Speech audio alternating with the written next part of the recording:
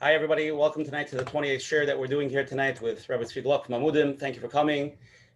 Before we start, again, I wanted everybody to know this is an open platform, so please be careful, when we ask questions.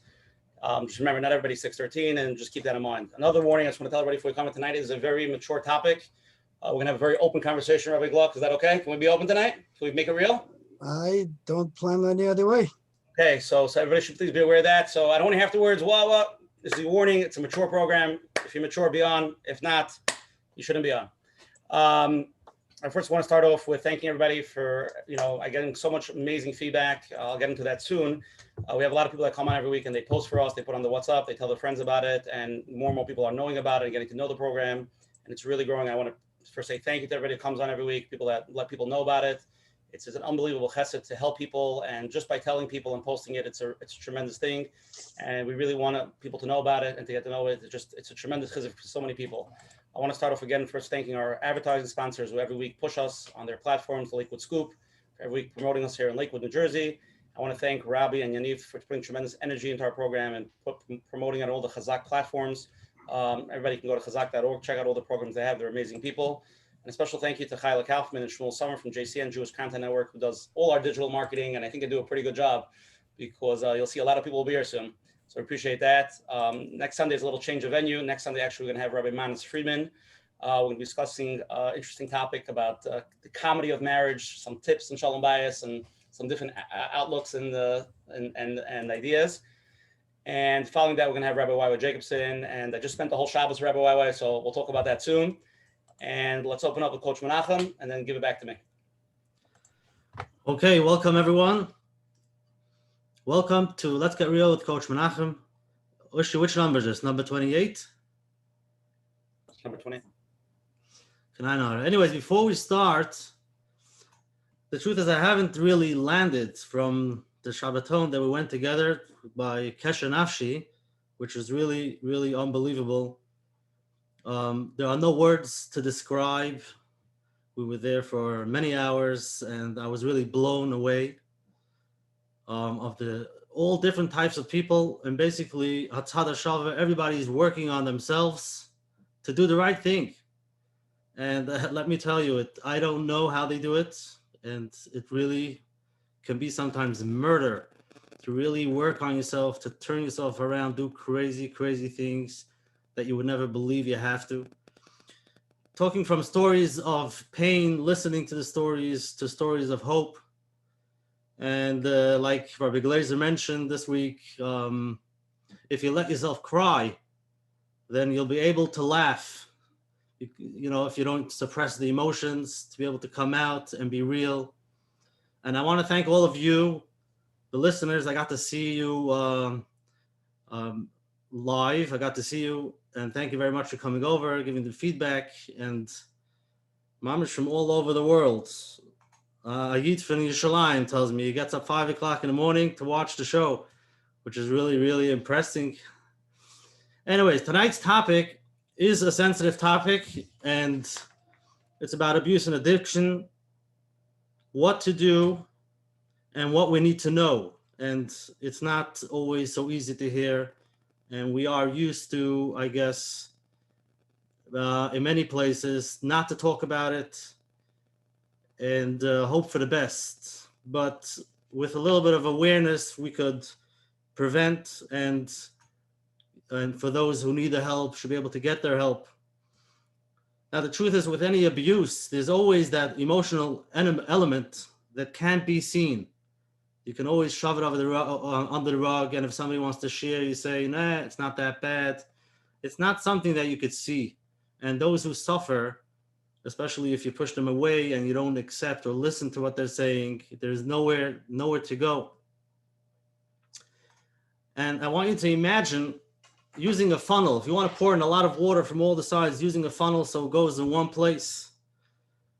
I think Tzvi Gluck's desk is that place where all these stories come funneling in all the way down to his desk, and where he sits, this is what he sees. And I want to thank you, Tzvi, to be with us tonight, give us a little bit of awareness. Hopefully with that we can prevent, and for those who need the help should be able to get the help. And in Mitzvah Hashem, we should have a lot of atzlocha to get the right message out. Thank you, Coach Menachem, for opening up. Again, before we start, I just want to talk for a minute. Tonight's show was sponsored anonymously by Lakewood Friends of Tzvi in honor of all that he does for Klal Yisrael. I just want to tell people when I started posting that I'm going to have Tzvi Gluck on my program, I got so many text messages and people told me he's an unbelievable person. People texted me, he saved my child's life. I got some text messages like that. And people were just so, the courage that people have for him. But Tzvi, we're not trying to, pump up your ego, but it is what it is. I got to say the truth. Let's get real. I got to be real about it. So I was calling him all the time. Tzvi Gluck, he's a rabbi. He has smichas. Everybody should know that. He's not just some guy on the street. He's a very chashuv guy. And we spent a lot of time talking. And I want to talk a little bit more what Menachem spoke about. Before this weekend, I spent time with a bunch of parents that don't have from children, me and Menachem. And I wasn't so familiar with this whole addiction problem, abuse problem. I know about it. I'm an open-minded guy. I knew one guy here, one guy there. I had a friend in yeshiva that was nifter from overdosing. These things happened, but they were very far and few apart. This Shabbos, I spent a weekend with a few hundred people from all walks of life. We're talking about from Lakewood, Borough Park, Flatbush, Monsey, Crown Heights, Williamsburg, and yes, even Kriyas Yoel. That the stories they told me about the different abuse. And again, there's an open program. I'm letting you know tonight it's a mature audience. We're talking about sexual abuse. We're talking about physical abuse. We are talking about drinking and addictions. And I wasn't going to be so strong. I just wanted to bring out an awareness. But after this weekend, I feel that Hashem put me there this weekend to see how these people's lives were turned upside down from such horrible things that happened to them.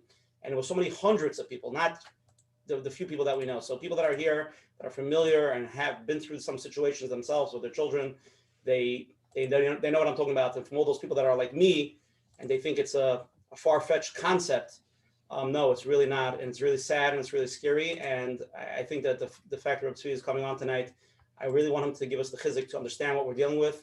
If you don't know what it's about, then you got to wake up and smell the reality. It's really strong. It's real out there. And so if anything, it's getting really worse right now. The laws are changing in New Jersey. Marijuana is becoming legal, and a lot of things are changing. And knowledge is power, and we have to know what we're dealing with to close our eyes and to live in this la-la land. It's all cute and dandy if you're lucky that none of your kids or nobody you know falls into it. But after the Shabbos and seeing what's going on, I just want to say one last thing to you. I'm sorry, I'm not taking over the show. It's not my show. It's yours. I'm just letting you know. One kid got up this much of Shabbos from the age of 11 years old till 23 years old. He did every type of drug. He did every type of drinking, from cocaine to meth he tried to overdose on Valium. 11 years his parents put into him, probably millions of dollars of rehabs and therapies and everything. And it was just beautiful to see that now, Baruch Hashem, he's really coming out of it. And there was another person that spoke there that he came out of it. And there was another person there that was a drunk he was actually a Lakewood child from the age of 12 years old till 30. And he said he even remembers he was so drunk, he got married. And his kid was so drunk, he went out and he forgot about his kid. His kid was working on Kfish Achad in Israel, on Kfish Achad on the highway. So just a lot of this awareness that happened over the weekend. And Reb Tzvi, I'm really happy here. And the floor is yours. You're muted. So, oh, no, I'm not muted. First of all, thank you very much. And when I'm ready for a hesped, I'll just have you write it. I'm ready. So I do appreciate that. It's funny. I get this question a lot. Like, why do you continuously go onto these shows and talk? And I always say, I don't care if there's one person in the audience or if there's 1,000 people. If it can help even one person, it was well worth it. You said it very eloquently. You and Coach Menachem got to spend Shabbos, what we like to call in the trenches. The reality is the world we're living in today is not the world that a lot of us grew up in, or as we can say, it is not the word that a lot of us realized we were growing up in. And it's getting more and more complicated and more difficult. So no matter how you slice it, our job is to do what we can to help make the world a better place, one person at a time, one life at a time. And by doing that, it's not only ourselves, but it's future generations. And that's really, really important. So I have to say that I am honored that you asked me, to join, and I'm here. And like you said, it's my show. I'm your guest. I'm here for you. So, I have no problem. We can go straight into questions. We can, whatever you want me to do. I'm very open and free to do whatever you suggest. I'm here. How do you want me to give do us this? first Hagdama. First, Tell me what. set the table about addiction or alcohol. Okay, I'll set. Give No us a little problem. bit of information. Not a problem. So, for those that do or don't know, I've been in this field for about 21 years. I will say that 15 years ago, if somebody would have told me I would have gotten a call about a 14-year-old using heroin, I would have said that they were falling off their mind. And the worst drug that we heard of at that point that a teenager was marijuana. Maybe 17, 18-year-old were starting with some pills, maybe. What we're seeing today are things that we have never seen before. Alcoholism is something that has, even pre-COVID, we noticed a major increase. And then, throughout the last 8-9 months, it's gotten progressively worse, especially a lot of parents, daytime that have started, what they like to call daytime alcoholics, for lack of a better term. Abuse is something that has been plaguing every community. I take it very personal when people try to pick a certain community. It's every community. It's everywhere. It's how we address it that sets us apart for many, many years. And I use the following example. 40 years ago, it wasn't uncommon for parents to have a child born with a, developmental disability or medical disability and, excuse me, try to find a place for that child to live other than being at home. And then it got destigmatized. Many, many years ago, people had a family member that was sick with the machla. You couldn't say the word that starts with the letter C. You couldn't say the word cancer. Got destigmatized. Then there was the issue, and I happen to hate this term, and you'll hear me say it a few times tonight. I hate this term, but it's the term that's used, of what they call teens at risk, which I hate the term because we're all at risk. What makes one person at risk more than another? I have no idea. But from a terminology standpoint, there was a cover article on the Jewish Observer that shattered that to a tremendous extent. I believe it was Yankee Horowitz that actually wrote that article. I believe. I don't like to quote things if I don't remember 100%. And, the same thing dealing with addiction. I mean, over the last few years, we have certainly seen, that it's becoming more open to talk about addiction. It's becoming more open to talk about abuse. But as far as we've come in the last few years, we are still light years behind where we need to be. And the only real way to make change is for everybody to step up and say, we're not going to take this anymore. We're going to accept this as a reality that's going on in our community. And we're going to accept that no one's immune. And there's a few things I'll share with you tonight, that are going to be interesting. But we'll get to that, during the segment. But the main goal is that everybody has to go away. At least my hope is we go away with the message of hope and of realizing that there is help available and that we shouldn't be hopeless. At the end of the day, there are people out there that can assist. There are solutions. We have to find them. We have to not be embarrassed to want to find them. That's extremely important. And we have to be open to accept the realities of the world we're living in. And if we can accept those realities, then it makes it much easier to try to actually get the help that people need. This, sweeping under the rug and keeping things hidden and trying to, cover things up, those days are long gone. Because unfortunately, the alternative, and I mean, there's an article that was published by a good friend of mine, Dr. David Rosmarin. He cited, I think, wasn't he on the show by you guys? Yeah. Oh, I thought so. Okay. Yeah. Oh, so he could have spoken about a lot of topics, but he wrote an article that was published a few years ago, a research study rather. And I think Dr. Pelkowitz was involved with him on it. I know that I had gone over it at that point, and he had quoted, and he had mentioned a few times that people talk about, the after effects of whether it's abuse, and abuse is all forms. I'm not one of those people that says every person with a problem was abused or was, sexually abused or had this issue or that issue. None of us are Nevi'im, and none of us know what really happens. We know for sure one thing: people have a problem. We got to find them help. But he did bring some very, very clear scientific data of issues that are not addressed end up becoming much, much bigger, much, much quicker. So the hope that I have and why I am all for as much awareness as possible, because I think that's really the key, is to let people know that it's extremely important, that you cannot be embarrassed. You have to be able to reach out for help. And there is hope, and awareness is the key. Prevention is the key. We want to get people before they have to end up at Shabbatonim, like what Coach Menachem and Usher were at the Shabbos. We want to make sure that prevention is implemented in a much healthier way. We want to avoid the issues before they become issues, not afterwards. Obviously, we have to deal with both, but it's important to understand it. And people, they don't always get it. So I'll give you like just a couple of examples. I was in Eretz Yisrael a few years ago for circus. And I'll never forget, so some meals we had Bachrim over and some meals we had seminary students over. And I'll never forget that a few of the Bachrim brought over some wine. And they were talking about this wine bottle, the year, the vintage, the type of grape. Like, first of all, they had no idea what they were talking about, but they really made it sound good. But the mere fact that they felt the need to personify this alcohol and make it like the highlight of their meal. And I actually wrote an article right afterwards that was published, and I got a lot of flack for it, as I do for a lot of things I do. And I am sure, by the way, Coach Menachem, I apologize in advance, but I'm sure you're going to get flack after tonight as well. And if you don't, then I didn't do my job. So I'll say that straight. Exactly.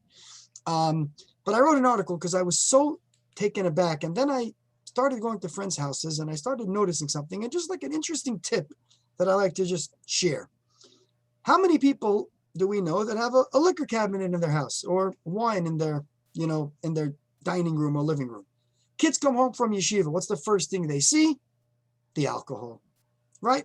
Parent comes home from a trip. I just got this bottle, duty free. Well, not now, the last few months, but pre-COVID, and it's personified. In my house, I'm not going to lie, we do have alcohol in my house. My liquor cabinet is not see-through. There's things blocking the windows. I want to make a l'chaim. You open the cabinet, you take out the bottle, you pour one glass, put it back in, you close it. You don't turn the alcohol into the highlight of the meal. You don't make it the topic of discussion, because when you do, that's what your children see. And we have to all remember as parents, and I speak to myself as well, our children learn from our actions. That is a fact. And if we're going to personify things, specifically alcohol, because that's what we're starting with here, then at the end of the day, that's what they are going to focus on. And then when they're in yeshiva, they're going to be talking about the 30-year-old bottle of this scotch and the this and the that and all these other special things. And now what? And the amount of people that we're dealing with struggling with alcoholism, and I'm talking about young married couples, husbands and wives both, by the way. It's another phenomenon. When I was first started dealing with this years ago, everybody always assumed that this was, a male issue. It was more, boys more than girls. It's pretty much equal across the board today. And not just by teenagers, by married couples too. People in their 30s, in their 40s, in their 50s. I mean, the stats of what we're seeing is just literally off the charts. Talk about the opioid epidemic. Anyone that thinks that any community is immune to it, is living in a dream world. Now, yes, there are multiple reasons why people can turn to addiction.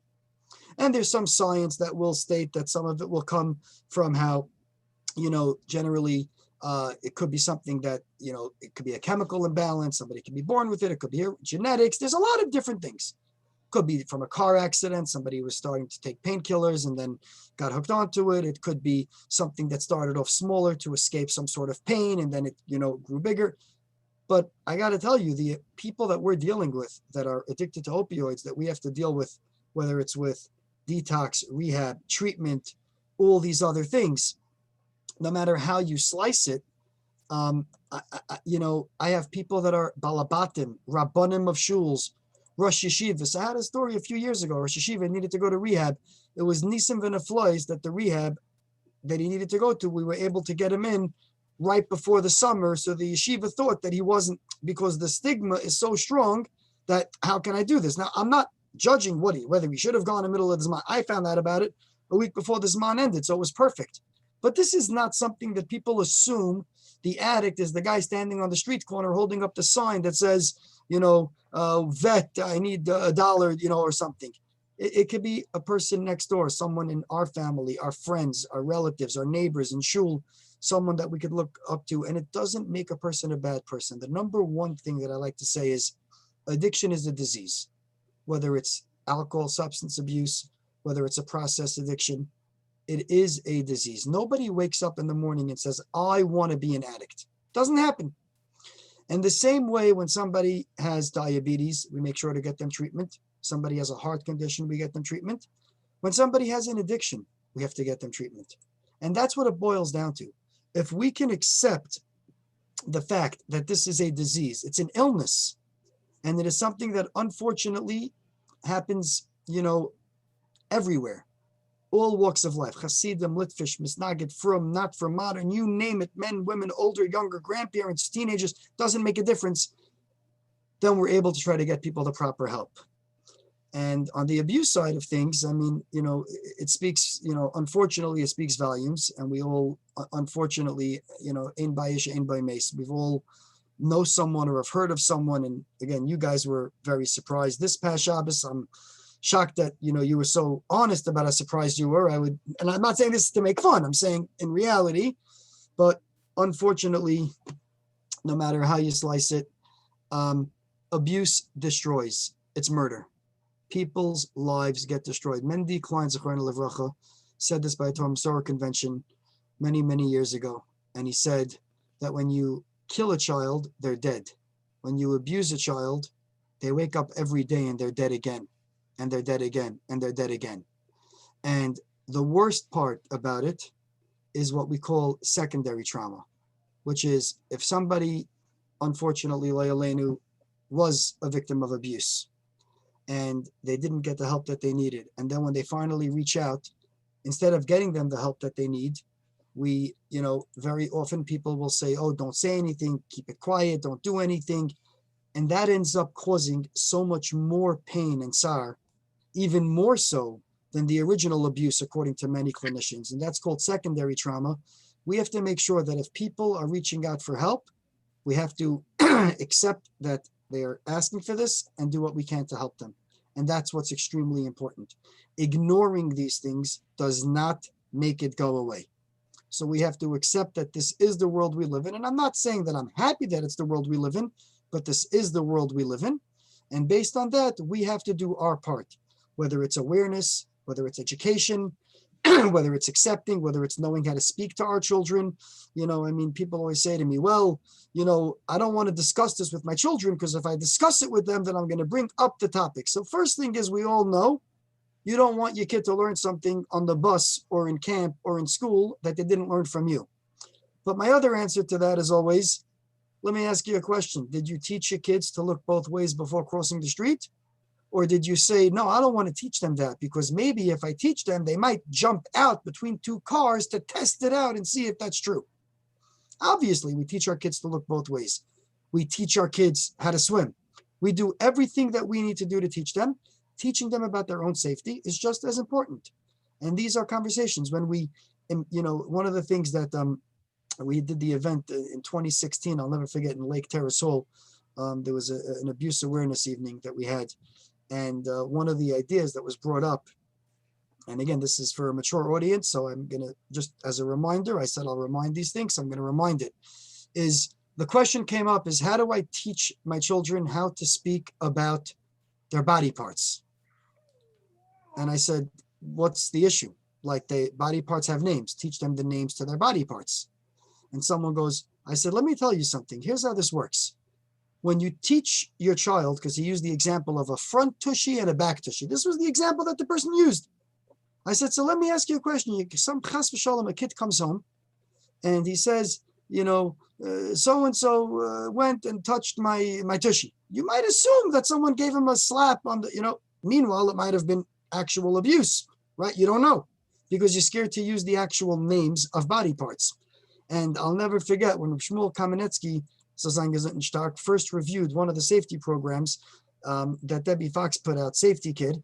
And I remember he was watching the video and she kept going back and forward a few times at one piece. And Shmuel's like, why do you keep rewinding and going forward? And she's like, I want to make sure that we can use the verbiage that we're using as we're referring to the male genitalia.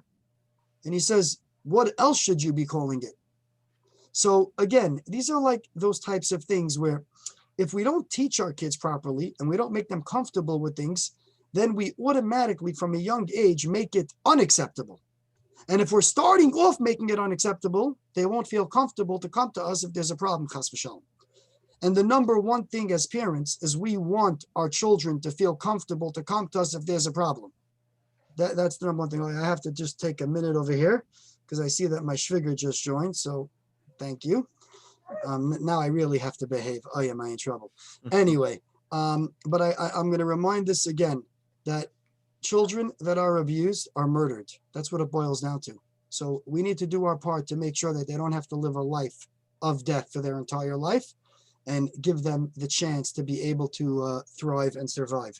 I'm going to ask a question here because it's very difficult for me to like be doing, I mean, I guess, yes, I have ADHD and I'm more than, not embarrassed about it, but I see that a lot of people are sending me private messages, but we also have a system where, so is that fine? Is that, you want me to keep an eye on those messages? And keep an eye on it. We'll try to cover it, but we have tons of material. A lot of people want to ask live questions. And anybody who has questions, text it to Usher Parnas to me, because it's very hard because there's a lot of topics we're trying to cover tonight. Obviously, we're trying to get as much material out of Rabbi Gluck as possible. So if questions all over the place, let me try to moderate it. But Rabbi Gluck, let's get into it. Are you ready? I don't have a choice. I'm here and you're here. Let's go. All right. Should we make a l'chaim first? We'll start. Okay. Nice guy. Okay, let's start with the poll, so you can take a 1 minute break. Okay, again, guys, it's a mature audience, which is serious topics. If you're here, feel comfortable. First question: are you aware of the topic of abuse in the communities? 3 possible answers: yes, no, I don't feel comfortable knowing, I'd rather not know. Please choose any of them. It's anonymous. Nobody knows. Second question is: in what area do you have a question you'd like to hear more about? Alcohol, drugs, emotional abuse, physical abuse, or sexual abuse? Please choose one of those options. Again, we don't see the answers. We see me and you see the answers, but they don't see it yet. I don't, where do I see it? I don't know what I'm looking at here. Should be on your main screen. Look at the main screen. Let's go, everybody. Let's get some answers. I'll share with you in a minute. If you don't see it, I'll share with you. That's fine. You ready? 5, 4, 3. Here we go.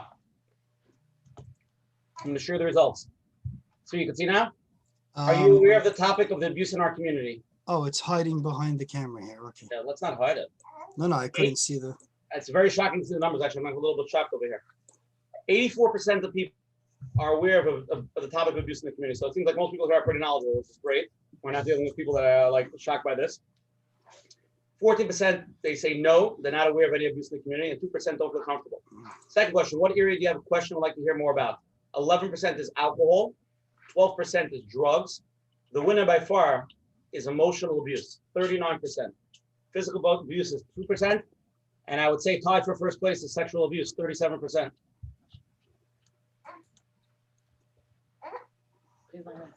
Okay. So let's get into it. Let's start a little bit with some questions I have. A lot of people are texting me. People, you texted me. We're going to try to get to them. Obviously, the live questions will go first. Ask me a live question. It's great, and that's what we want. That's what Tzvi wants, and I want. It could be for yourself if you want to be open. Malcolm wants that, and feel comfortable. If it's not, you could turn off your camera, change it. But live questions are going to go before the type questions. But let's start off with alcohol. Tzvi, the first question: my son is 14 years old. I don't let him drink even on Shabbos. I'm like one of those parents that are very tough on him. Is that being too hard on him? So again, the answer is no, it's not being too hard on him, but it's also a question of explaining as to why. I always say education is the key. We have to remember children are our children, not our peers, and we have to keep that in mind and treat them as such. But at the same time, we have to also respect the fact that, they are going to have questions. So when a child who's young wants to drink, it's not just saying, no, it's only for adults. First of all, it depends on how you drink is going to decide how your child's going to want to drink. Keep that in mind. And the other thing that's more important is also when you explain why they can't, I always say, go to drugabuse.gov, print out the effects of what alcohol and drugs has on the human brain, on brain development. Depending on 14-year-old is old enough to have a discussion with. You can have a conversation and say, hey, These are the issues. This is how it's going to affect your growth. I don't want this to be an issue. And therefore, no, you cannot drink. Now, The father could because he's older. again, the question is as follows. A, it all depends on how the father drinks, which is going to dictate of how the child's going to want to drink. If the children see that their father's a lush or their mother's a lush, they're going to for sure want to drink. I can tell you that off the bat without a doubt. But if they see that the person's responsible and is taking out to make a l'chaim, right? And putting the bottle back away, and it's something that they're doing not, in a crazy manner. And then he says, Tati, I would like some. Listen, let me talk to you, Tzadikal. Here's the situation. This is something that is meant for adults. It's meant for grown-ups. And let me explain that it has an effect on the human body. It has effect on the growth of the brain development. It has effect on the liver. Go through some of the actual realities, which you can all pull up the data. It's all there, and be able to explain that in a way where they can understand it. Now, obviously, no, you can't expect a child to accept that if he sees the parent, doing it another way. I mean, I just said the story not too long ago. There was an 8-year-old that went to a neighbor for a Shabbos, and by dessert, the neighbor's wife brought out brownies. Brownies, what's wrong with brownies? And this 8-year-old looks at this neighbor and the mother and says, are those the ones that I'm allowed to eat or not allowed to eat? Now, let me ask you a question. What chance does that 8-year-old have? Just tell me off the bat. Let's do a study. I'll do another poll.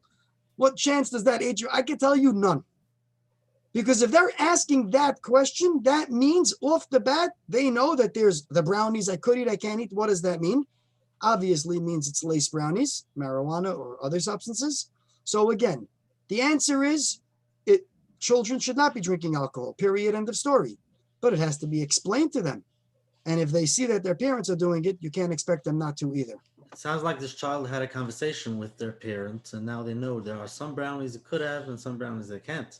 The conversation, I'm just trying to bring up the conversation could bring that the child would want to, hey, let me try this out. So I will tell you as follows. This specific conversation I ended up having with those parents, and it did not end as well as they would have liked. And the child did not have it in a conversational format. It was very black and white, where no understanding. And for an 8-year-old, there's no good reason for an 8-year-old to have to ever ask that question. Parents should not be having those types of brownies in front of their 8-year-old. I want to ask a follow-up on that because a lot of people are texting me this. That's cute, so you could do your part, and Hashem, everybody will do their part. They'll be makbid. They won't put out the drinks. They won't make it secondary. The bottom line is, in the world that we live in, that I live in, you go to every single kiddush. There's $1,000 of booze. Probably the most expensive thing by every kiddush is the booze. Every Purim, everybody's house you go to Shabbos. So you could do your part. You could show it's not the most important thing, and you could show but the bottom line, it's all over the place. How do you, and the kid is getting bigger, what best advice can you give a parent to explain to kids how to deal with that? In a perfect world, you want my real answer? The advice is stop having thousands of dollars of booze by a kiddush. It's completely unnecessary. No, but 1 second. But that is my real answer. In other words, my real answer is we claim we want better for our children, but the fact is we're not practicing what we preach. So my real answer is stop it, cut it out. You know that alcoholism is killing people in our community. I will say, the one good thing about COVID, nobody died of overdose, alcohol poisoning, car accidents related to alcohol, or suicides in the last 8 months. Because everybody died from COVID. Because before that, it would have been aneurysms. My real answer is cut the garbage out. Enough is enough. Because the reality is you can't teach that to a child. You can't tell a 14-year-old, no, this is not acceptable for you. But yes, when I go to so-and-so's house or this and this, person is making a kiddush, the amount of booze on that table is more than 3 months of my mortgage combined. You can't teach that because this whole concept of do as I say, not as I do is not something that they're going to learn from. That's just the reality. Now, sometimes you have no choice and say, listen, this is not something that's good, and be honest and be open and say, listen, this is not something that we are fans of, not something we're proud of. Yes, there are people that do like to spend a lot of money on alcohol for Keddashim, and it's just not something that I believe in, and I don't want to raise you in that way. And have that as a straight conversation. You say straight talk, I say the same thing. Straight talk. Speak to kids straight. that is always something that I find that will be much more beneficial in the big picture. I hear that. People are texting me. I'm just going with the flow that's coming in. I'm being honest Go. with you. People are texting me now. They find to be some of the biggest problems is that they see that the adults, the children are seeing when you go to shul, you go to different places, the adults are really hitting that battle hard, whether it's during middle, we understand it as adults, they're having obviously stress and they're going through hard times. And that's why you see in the middle of Kriyas HaTorah, they're going to the back and then they're hitting that $200 bottle. But the kids want to, what are you supposed to do when you see this all over? And it's not just one shul. This is a pretty common problem, right? I think we made a music video about that. I've seen that before. So again, in the perfect world, nobody drinks and we close all alcohol stores. But in the real world that we live in, how do we really deal with that? So again, yes, we did do a video about it. And, the joke I tell people is all of my friends didn't talk to me for the next 6 months. My wife's friends all thanked me. So that's the joke I make about that video. But the reality is that it is a problem. And this is why we have to focus on the adults more than the children. And I keep saying this at every speech that I give. On this one topic of adults drinking and drinking out of control, let's focus on the adults. Let's get the adults to be educated that they should understand the ramifications of their actions. Because unfortunately, that is who the children are going to follow. They are going to follow the adults. And that is extremely important for them to understand that. And you know what? At the end of the day, it's also on the achrayas of the rabbanim of the shuls. I used to ask this as a joke. I said, what's the biggest issue with the Kiddush Club, right? What's the biggest issue? Is the biggest issue the alcohol? So it becomes an argumentative debate. I said, there's also another issue with the Kiddush Club people forget about. And that is you're teaching your child not to be machshiv either Kriyas HaTorah, the Haftarah, or the Rav speech. Either way, you're teaching your child that there is a certain part of davening or the Torah that means nothing to you. So let's even assume that you want, so one Rav said to me, okay, no problem. I'm going to make a break in between laning and Haftarah for Kiddush Club. So they won't miss anything. Okay, that wasn't really the best of solutions, but I heard where he's coming from. But at the end of the day, no matter how you slice it, it's imperative upon us, the adults, to have to understand the reality that what we do is what our children are going to learn. Now, I'm going to mention this also because I got this, in earlier on, that right now we have to also understand, it's so interesting, and I found this fascinating how, we talk about vital services and vital stores and organizations that, things that need to be open. And of course, what was the number one store that never closed throughout the entire pandemic? Liquor stores. What does that tell you? The amount of daytime alcoholism that we've been dealing with in our community, I'm talking about regular, normal, balabatasha, husbands, wives, you name it, okay, has jumped up. The actual substance abuse rates, people that have been relapsing, that were sober for so long, doing so well, yeah. Can you share some numbers with us, because we don't think this is really such real problems? Maybe you're exacerbating all these numbers. So the answer is I could definitely share numbers with you. I mean, I don't want to create any issues in any one kehillah over another, but you want me to give you amudim numbers? You want me to give you specific community? You want me to break it down by a zip code? You tell me how granular you want me to get. Can you tell me in 2019 how many calls amudim got? In 2020, how many calls amudim got? Okay, one second. Cases, not calls, cases. How many cases, open cases you're dealing with? So we right now have an active caseload of 3,424 active cases. We were just below 2,600 in all of 2019. Can you explain me what means a case? That means you got a phone call that no. So if somebody is just if somebody's calling us up, it doesn't become a case. A case by us is someone that's calling up, going under comprehensive case management, where we are actually going to try to help and assist and get them proper therapy, rehab, treatment, inpatient, outpatient, family, education, or things of that nature. So just somebody calling up does not generate a case. Even people that are cases probably don't actually generate cases because we're so overwhelmed with the influx of caseload as a result of this. But if you want to pick any specific target area, I mean, I can. What in 2020 was the number one broken down by category? What was the most Can you go from the highest to the lowest? Like, what's the most cases? We're talking about So three the answer is I could, but you're gonna have to just bear with me 1 second because while I'm on Zoom, my computer is a drop slower than I would like it to be, and I wish I would have known that this was it's something that you would have asked. I would have opened this. The reason why I'm asking this question, because some people I see I'm texting, people like sometimes think this is a very not so common and not so, onesies and twosies. Okay, no problem. I We got can you. move further. We'll get back to it. I think it'll be interesting to see more. Okay, Okay, let's. we'll move on to the next question. I'm pulling up all those No problem. stats. Menachem, I'm going to do a live question. Are you ready? Okay, I got my stats here. 1 second. Okay, You ready? The live question, yeah. You want the live question first or the stats Give the first? stats, let's go to live questions so people can get an idea. Go for it. Oh, what's that? Which one? Stats or live questions? Let's do stats quick. Okay, very good. So I'll tell you as follows. Sexual abuse, we saw an increase by 79% compared to last year over year. How many cases? You first wanted percentage. I'll give you case numbers in a second. Let's do one thing at a time because I'm looking at 3 different screens to give you these answers. Okay. Anxiety and depression was up by 90%. Domestic violence, 46%.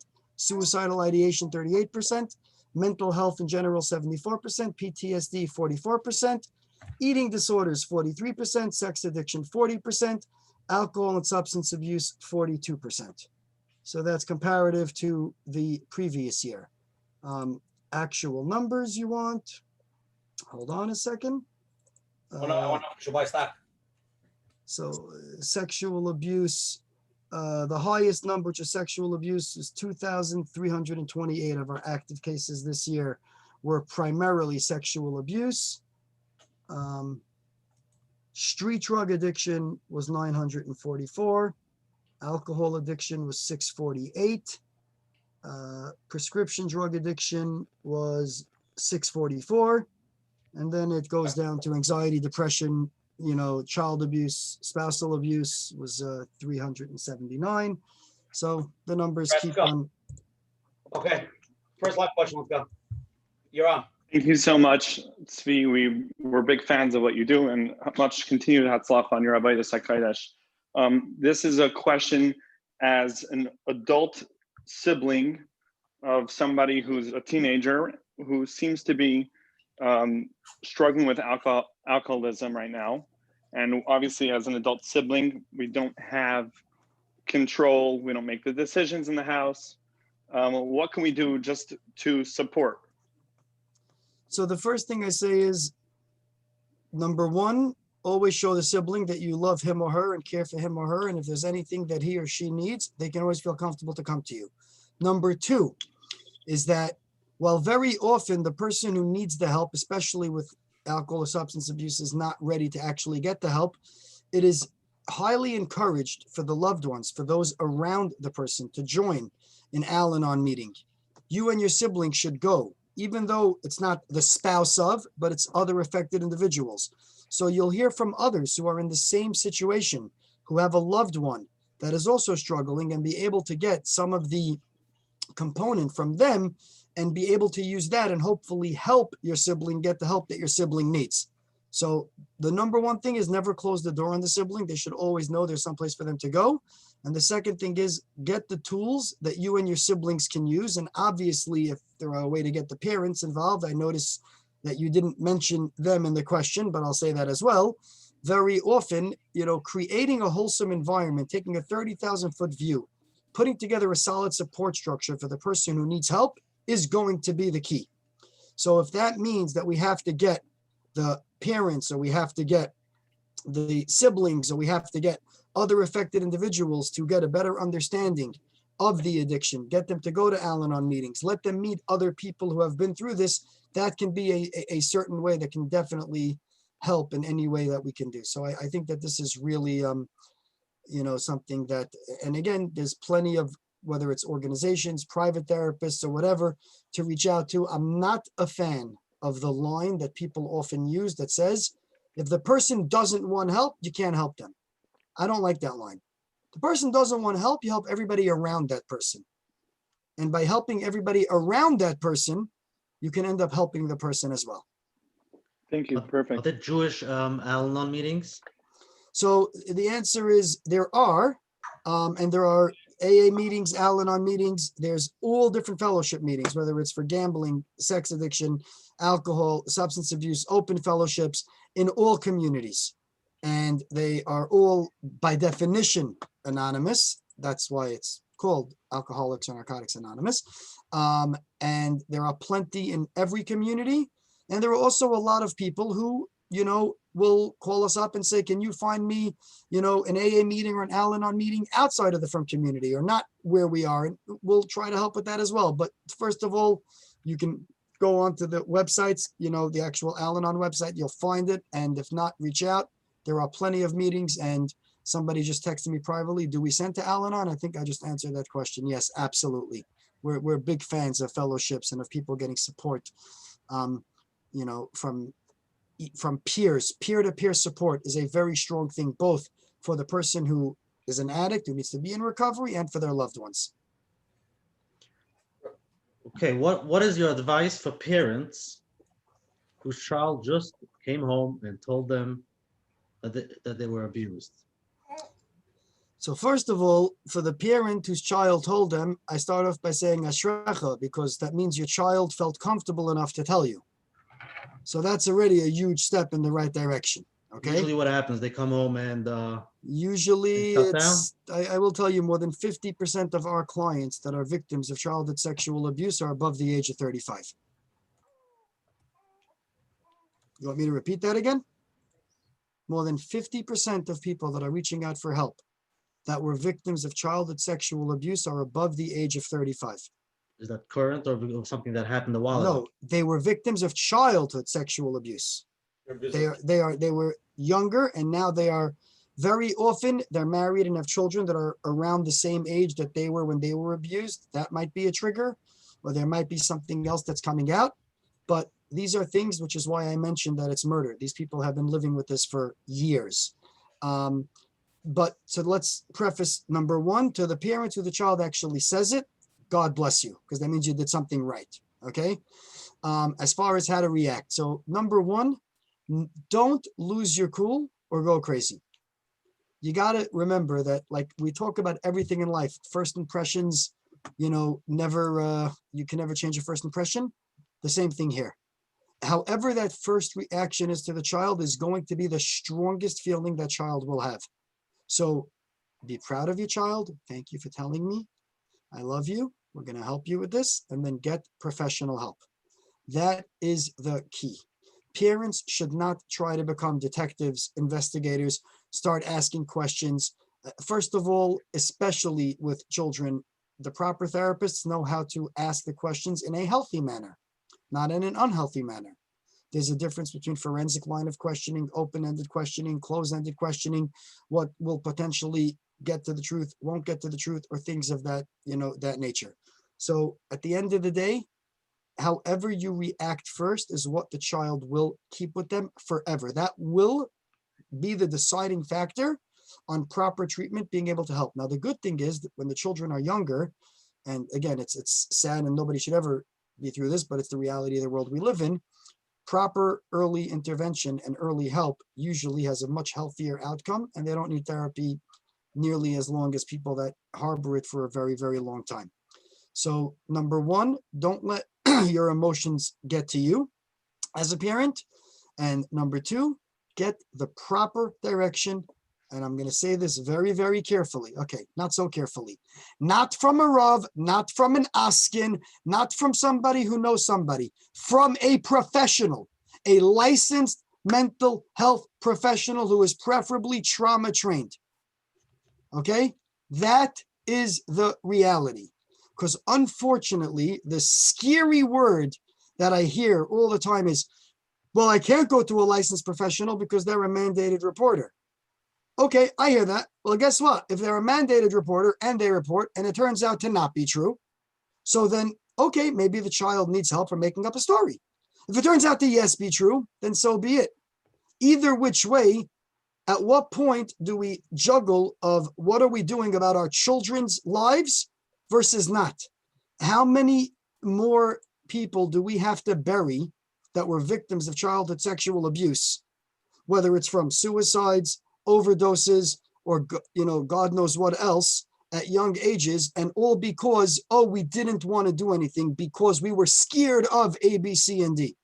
I gotta say, I can tell you that at the end of the day, and I could say this, and anybody can call me out on this, and I have close to 8,000 clients in 6 years that have gone through Amudim's doors, and I have no problem sharing my data with anybody. I have nothing to hide. Those that got help early on from the proper professionals fared much better than those that didn't.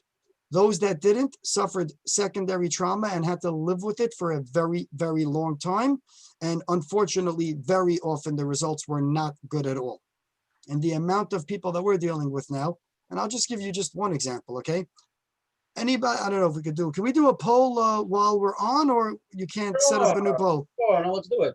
Okay, so I'm gonna send you The poll that we pre-sent or the poll that you want to send me?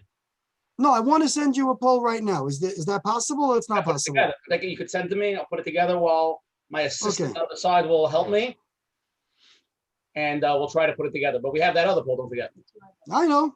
All right. Make sure you're good. We have a bunch of live questions and we have a lot more questions to cover. So I'm letting you know, we have a lot going on over there. Okay, so let's go to the next question and Okay. then I'll get you the poll. Shmuley, Yeah, hi. how are you? Okay, so first of all, you mentioned earlier, Tzvi, about educating children about, their private parts and like, you don't cross the street before looking both ways. Same thing with your body. So just to say that there's first of all, just to say that there is a child's book that I think it's called Privacy Please. I think that's what it's called. And it's really all about private space. And there's really good material out there. And we use it and the kids ask to read it sometimes. It's just a normal book in our house. So, that's a good tool. But just to my question, I just don't know, like, us growing up, sexuality was such a taboo issue, in most from homes, I think, definitely in my home, like, even had some part of a PG movies in our house, but like anything sexual, we just fast forward it. And we didn't even use the word sexual. It's just like a non-issue, as if it doesn't exist. And now I'm raising my own kids and I'm like, I don't know, I do want to talk about sexuality at a certain point. I have a 7-year-old boy, a 9-year-old girl. At what point do I bring it up? Like you mentioned, you don't want people to learn about it in the school bus. So when do I mention it? How do I mention it? How much? What to say? I'm just not sure where to go with it. Okay, so first of all, when I was growing up, the Holocaust was also a taboo subject. And my father took me when I was a child to Europe. And I went to visit, I'll never forget, I went to visit Auschwitz, Majdanek, Treblinka. When I came back to Yeshiva, to Cheder, and I started talking about it, the principal called me in and said, we don't discuss this because this is not something that we discuss. Today, Baruch Hashem, they're talking about in schools. I'm not comparing one to the other. I'm saying is just because something was taboo 25, 30 years ago when I was 30, well, okay, I'm not so old, 35 years ago when I was in school doesn't mean that it should still be taboo today. Okay, that's number one.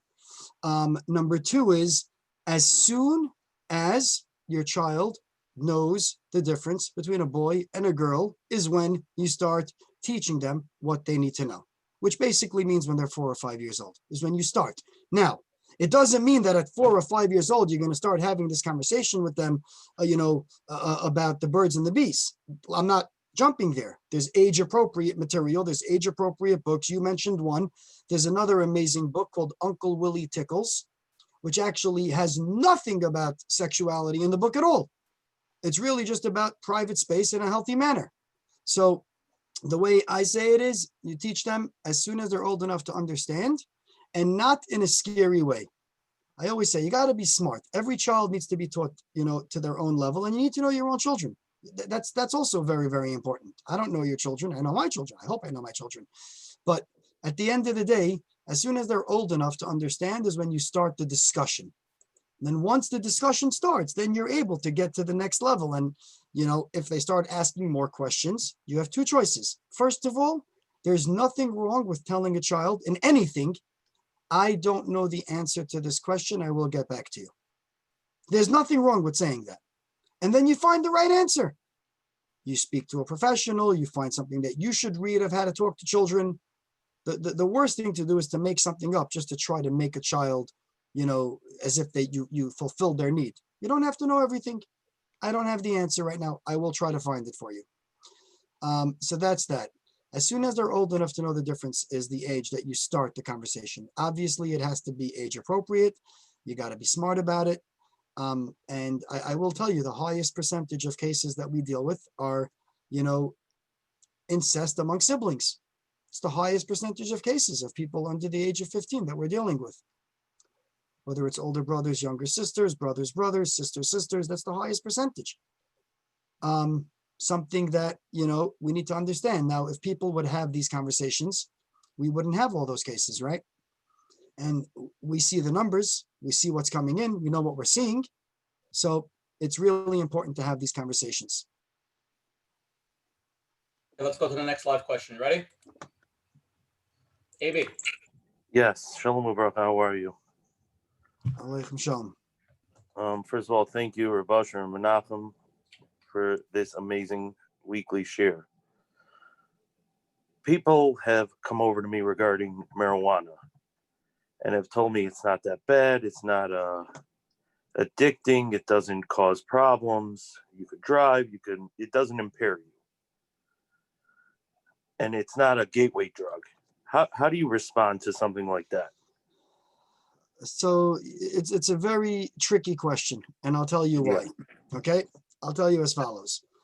First of all, the issue with marijuana is really an age issue, because let's be realistic. It's going to be legal in all 50 states before we turn around, whether we want to or not.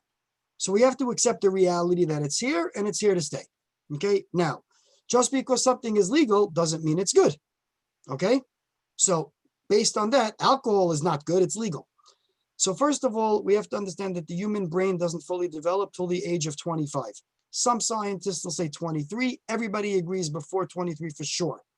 So it's a conversation with our children about how, yes, this might be something that's legal, and especially for those that live in Colorado or in Lakewood now. Can't have a plastic bag, but you can buy a joint. That's great. Love it. Gotta love, the Jersey legislature.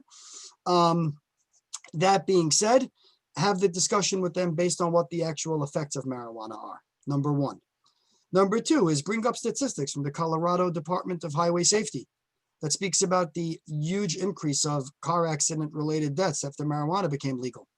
Now, everybody used to say to me, oh, it's not a big deal. It makes you drive slower. It makes you think that everybody's a cop. It doesn't have the same effect of alcohol. All of that might be true, but the fact is accident rates went up and death rates went up. That's just a reality. So again, it's about having an honest and open conversation about what marijuana does. As far as gateway, so it gets a little bit tricky because, yes, I don't want this to chas v'shalom come out sounding like anything, wrong. The bulk of our calls of parents calling about, my son's on marijuana, what rehab can I send him to, is coming out of Lakewood. Now, I got to say, marijuana is not a chemically dependent substance. So the concept of rehab for someone who's getting high all the time is not necessarily the same concept of someone who's using heroin, opioids, or other drugs. However, that being said, keep the following in mind. If somebody is using marijuana because they are trying to get high, because they want to relax or enjoy themselves, and I love it when I do this in schools and the students say to me, well, my grandmother has medicinal marijuana, so it's okay because it's prescribed. I'm like, yeah, so go take your grandmother's gout medication because it's prescribed too. But you don't do that either, right? But if somebody is smoking or eating edibles or all the other methods that there are today, vaping, which is a whole other discussion to have, then no matter how you slice it, if they're doing it just to relax, that's one thing. If somebody is using it as a mechanism to deal with something else, then it becomes like any other substance. And the marijuana may help take away the pain of whatever it is the person's trying to hide until the body builds up a tolerance to it. And then it's going to have to be something else. So is it a gateway drug? Isn't it a gateway drug? That is a very, very big debate amongst people much smarter than me. What I could say is for those that are using marijuana as a form of escape, for that category, Zecher, 100%, it is a gateway drug. Not even a question. For the people that are recreationally using it and above the age of when the brain development isn't affecting it, do I suggest it? No, I'm not a fan of it. But the fact is, it's going to be legal. and we're going to have to live with it and just learn to be educated and educate our loved ones about it. Thank you. Thank you. Okay, we're getting there's some more live ones, but we're getting a lot of questions, and I think maybe just touch on the topic, just an overall general, because a lot of people are asking very specific. People are talking about in general, when you find out somebody's abused, what's the general opinion of reporting, when yet to report, when not to report? What do you do when the abuser is younger, like let's say, teenagers, so you don't want to get them into massive trouble? Just a lot of these general questions. Maybe you can give us some insights. There's so many coming in and they're very specific. Maybe we could just touch on that topic, reporting and how to deal with the issue once you have an issue. I hear that, but I wouldn't use the same verbiage that you used about that topic. We'll fix that for next time. I had to get you on that. Okay, here's the answer. Somebody posted a question to me as well. If an older sibling did something to a younger sibling, does that mean someone did something to them? Not always. Let me explain it very, very simply, okay? You asked a great question. If it's two people and they're both underage, let me explain something. People have this big fear of child services or DIFUS or DCP&P or ACS or CPS, or call it whatever it is you want to call it, that they come down with helicopters and the warrant squad, and they're going to take away all the kids from the family when they hear something happened. So let me dispel that myth right now. Child Protective Services works the way you work with them. If they get a call about a case and it's two minors, their number one goal is to make sure that both minors are safe and get the help that they need. I can tell you that as a fact. They're not looking to take a 15-year-old and put them, quote unquote, into jail. As a matter of fact, more often than not, they're going to want to take the 15-year-old and try to focus on where did the 15-year-old get that from in order to know to do it to a younger child. So when we talk about getting them into trouble, okay, it's not about trouble. It's about getting people help. Okay, so off the bat, number one, when it's minors, at the end of the day, no matter how you slice it, they're not looking to, quote unquote, get them into trouble. Now, as far as adults, I mean, again, first of all, every state has its own laws of what reporting is and isn't required. I will tell you, the halachas are probably more stringent than the state laws, even though I know that when you go to a Rav, and this is like the best answer I get all the time. Somebody went to a Rav to ask a Shiloh. The Rav says, no, it's Asur, which I can, by the way, I'm not going to say that I'm a bigger Paisik than all of these Rabbanim. They're much smarter than me. They're much more learned than me. But I know the Rambams that I learned. I know the entire Maramakamis of this topic, which we'll do another share on. And at the end of the day, someone has a din roid if there's no din Masira whatsoever, period, end of story. And that applies even if there is a din Masira in America today, which is in itself a Shiloh in and of itself. But we're not going to get into that right now. The fact if someone has a din roidif, right? Now, how many times do I hear from parents, the Rav said, if my child was the only one, then they can't report because maybe my child's lying. I've heard this. And then all of a sudden, the next answer comes back where now they found out that there were 3 or 4 victims. And they go back to the Rav, and the Rav goes, well, if there's already one person that went to the authorities, then what's the point of you going? By you going, you're just making it worse. Which basically means there's a way out on all sides of the coin. Now, again, I'm not here to paskin a shayla from a halachic standpoint. I could paskin dinei nefashos. Dinei nefashos, I can tell you, a child that is sexually abused has been murdered. That's it. That I can tell you as a fact. And unfortunately, and we've all seen this, where you hear about somebody, yeah, I knew the guy was creepy 15 years ago. I heard something, and then all of a sudden, you find out now that the person just got arrested. There are probably 50 more karbanos from when the people that, quote unquote, promised to deal with the issue 15 years ago, or 10 years ago, or 5 years ago, opted to turn the other way and to not look at it. And all of a sudden, now, 50 karbanos later, there's actually an issue that has to be dealt with. So at the end of the day, you live in New Jersey. New Jersey has the strictest laws in the country. By law, every adult above the age of 18 is a mandated reporter. So if anyone in the state of New Jersey hears about anyone that was abused, you're all obligated to report. That's the law in Jersey. You figure out how you want to deal with the laws versus not versus yes. But I will tell you from a practical standpoint, first of all, less than 15% of cases ever get reported. I can tell you that unfortunately, of those 15% that get reported, I think it's like less than 5% of that 15 ever even lead to an arrest. Of that, less than 5% that lead to an arrest, I think it's less than like 3% lead to a conviction, and less than 1% of that 3% actually lead to a sentence. So at the end of the day, even cases that get reported either never make it to a trial or end up with a plea bargain with no jail or all these other things. But I'm not focused on the reported part. I'm focused on getting the person help. And if I can't get somebody help that was abused because they're scared to send this person to a licensed therapist, and we all have seen how unlicensed therapists, have their own track record of histories of years of abuse where they are supposedly experts in this field. And then next thing you know, they're getting arrested, 10, 15 years later. At the end of the day, if we're punishing the one for the other, now don't get me wrong, I feel bad. Somebody that's an abuser is sick and needs help. Don't get me wrong. But at the end of the day, not at the expense of our children. At the end of the day, not at the expense of future generations. At the end of the day, you know what? Why don't you put up, Usher, can you put up that poll that I sent to you? Which one? Stu, I have both of them. I just sent you one right now, the costs. Yeah, let's do it. Let's go here. The cost? Yeah. Okay, here we go, everybody. What do you think the cost of trauma treatment for somebody over 35 years old costs? Everybody, come on, respond. It's anonymous. 5 to 10,000, 10 to 20,000, 20 to 30,000, 30 to 40,000, or 50 plus $1,000 with insurance, without insurance. So I will tell you that it happens to be, Baruch Hashem, that we happen to be able to help find people some amazing programs that accept insurance, because we're sick and tired of having to try to deal with it, but they don't know.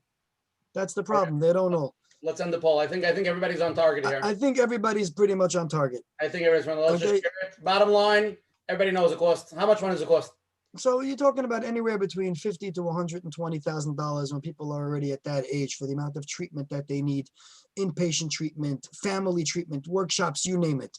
Versus if you get the child when they're younger, it's probably 2 to 3 years of intensive therapy. And then at that point, maybe there'll be a continuation. It'll be a lot cheaper, both financially, emotionally, and you won't have all these other issues going on. So I got to tell you that this is my answer to that. With the awareness of Amudim, has anything changed? I'm saying in these community, in the Heimische communities, nobody wants to report and everybody's scared. What has changed in the past? I'm saying, is anything happening with the awareness? So obviously things are happening, because when I'm looking up on the, the amount of cases that even we're getting and the phone calls that we're getting, and I'm sure it's not just us. I'm sure Relief has seen a major increase of caseload as well over the years. I'm sure others. I mean, we're not the only organization out there, but, certainly the awareness must have changed, because, from 145 cases in 2015 to 1198, this year, I mean, obviously something has changed, right?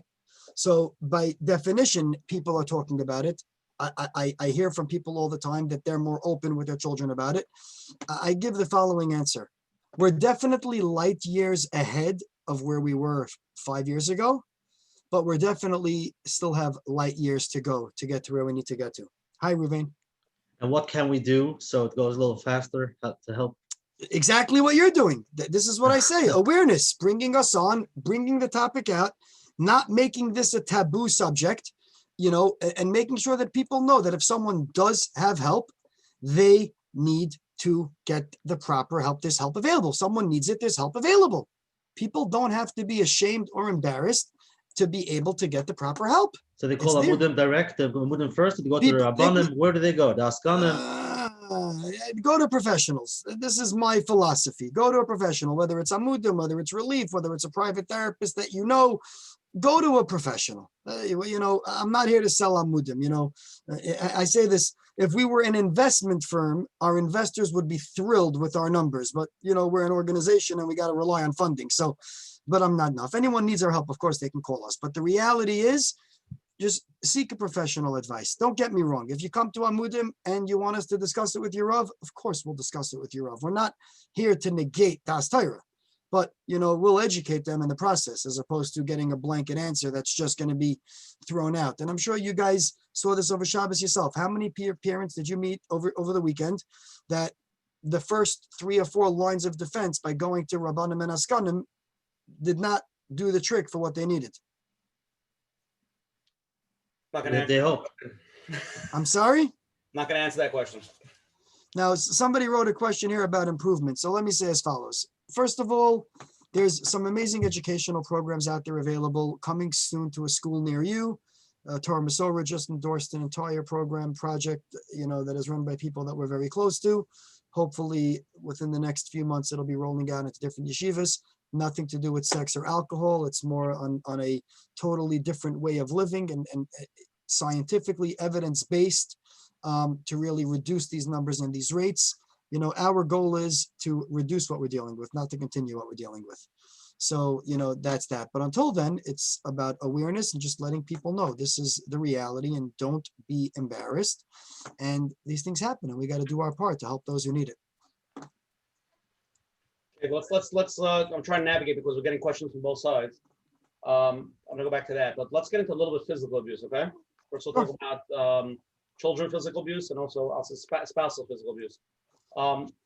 What's your opinion on what's considered physical abuse with a child? What's considered within norms, from your opinion? I mean, let me preface my question more. I've heard recently that in today's day and age, in today's dar, because of all the changes, hitting the kid today, unless you're doing L'Shem Shemaim, which is basically zero chance, all types of hitting is really today, in today's dar, considered physical abuse. So I will say it as follows. It's not just about hitting the kid. I want to tell you, one of the best experiences I had personally when I was in 1st or 2nd grade, I'll never forget this like it was yesterday. I was having a very, very down day.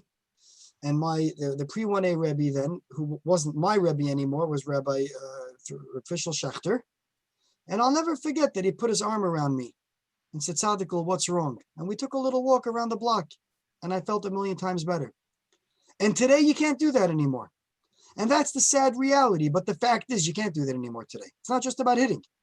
It's any form of touching and it is what it is. Now, you know what? If the last generation would have dealt with these issues when it would have happened, in the way, then at the end of the day, then maybe we wouldn't have those issues. So there's no form of hitting that is acceptable on any level. Okay, period, end of story. Domestic violence compared to children is like 2 completely different worlds. Okay? Let's go to domestic violence after. Well, you mentioned that, so I was just answering your second part. Okay, so in a minute. okay, You ready for that? that was the second part of your question. That's why I was going to it. Okay, sorry, go. Sorry. No, it's fine. I'm saying, so you had asked it. I was trying, even with my ADHD, I still sometimes am able to remember, 1 and 2. You're not the only one that has ADHD. I also do. Okay, but at least I'm being treated for it. What's your I can't even excuse? hear what you're saying. I'm so confused. Yeah, exactly. So, Let's take on first the kids and then we'll go to the adults. Fine. What's considered physical abuse that you would see by somebody else or something that's concerning? You in shul. Just recently, I was in shul a few weeks ago and I saw somebody, not in our shul, in a different shul. I saw a guy give a kid a frask in the pudding. So is that physical abuse? So I'm going to say yes. Now, again, I don't know the circumstances. I don't know if it's the kid's father or not the kid's father, but at the end of the day, in today's world that we're living in, there's also laws about this. And yes, there are certain laws in certain states you're allowed to hit your kid to a certain level. But let me tell you something. When that kid gets that fraskin punim, that fraskin punim lasts a lot longer than if that kid would get a talking to. Now, I'm not talking about the generation where everybody gets participation trophies and no matter what you do, there's no such thing as losing. No, sometimes you lose. You didn't make it to the playoffs. You lost. You play harder next season, But at the end of the day, that hit ends up lasting a lot longer than just the physical pain. And that's something that we're noticing now years later when dealing with people and they're raising their own kids. Now, sometimes if there's something dangerous and you have to push your kid away, there's a car coming about to hit a kid, I'm going to jump in the street and knock my kid down to the ground. That's not abuse. I'm doing it to save them. But if the kid was a mechutzif and all of a sudden you're going to go and potch the kid or hit the kid, how hard is it? First of all, even lahalacha, in order to hit a child, you can only do it when you're not bekas, when you're completely relaxed, when you're doing it. And if you go through all the reasons lahalacha, now tell me that person that you witnessed hitting that kid follow all even the halachic guidelines of being in the right frame of mind, calm, relaxed, and did it after everything, or was it in the heat of the moment? So off the bat, I got to tell you, I don't know anybody that hits a kid that's not in the heat of the moment. So by definition, no good. NG. Period. End of story. Okay, let's go into spousal because this is a big topic. Yeah, but the problem is my wife and my mother-in-law are watching, so you're putting me in a very awkward situation. Now. Should I unmute them so I can speak to them? Can we put them on? Show us how to do it. I don't know.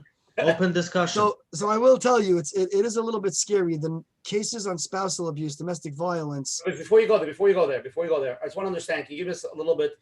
Again, I don't want to speak openly, but I've seen as growing up as kids, couples get into pushing thing or this and that. Like, what is considered spousal abuse? If you're the spouse, you could even be the husband. What point is it considered a little bit like a sichsuch, and what point does it get like, okay, this is not good? So first of all, I got to tell you, I just did a story with the Jewish press. They interviewed me, and about 25% of our cases of domestic violences are actually the husband or the victims. So something that most people never even think of. You know, again, just something that we see. Again, we're not Shalom Task Force. They deal with this a lot more than we do. They might have much different numbers, but what we're seeing at Amudim is 25% are men. Really, anything that is done that's going to make somebody uncomfortable, whether it's in a physical way, whether it's an emotional way, whether it's financial abuse, you know, domestic violence doesn't have to always mean that the partner are hitting each other. There's financial intimidation, there's emotional abuse, there's, you know, putting people down. There are so many different components to domestic violence. And the worst part about domestic violence that I say is the victims don't even realize they're being victimized. They get so used to it. It becomes a part of their life. And usually it's an outsider that realizes it, tries to bring it up, and then they don't want to hear it. So now they're losing their friends. So we get calls from people that say, you know, I saw so-and-so, my friend's husband did this to her and she won't listen to me. What do I do? How do we get them the proper help? You know, and it's a very, very tough call. I mean, I know that there was at one point, there was training shaitlmachers because that's where people talked. And there was training, you know, the mikveh attendants to be able to notice if there was something there.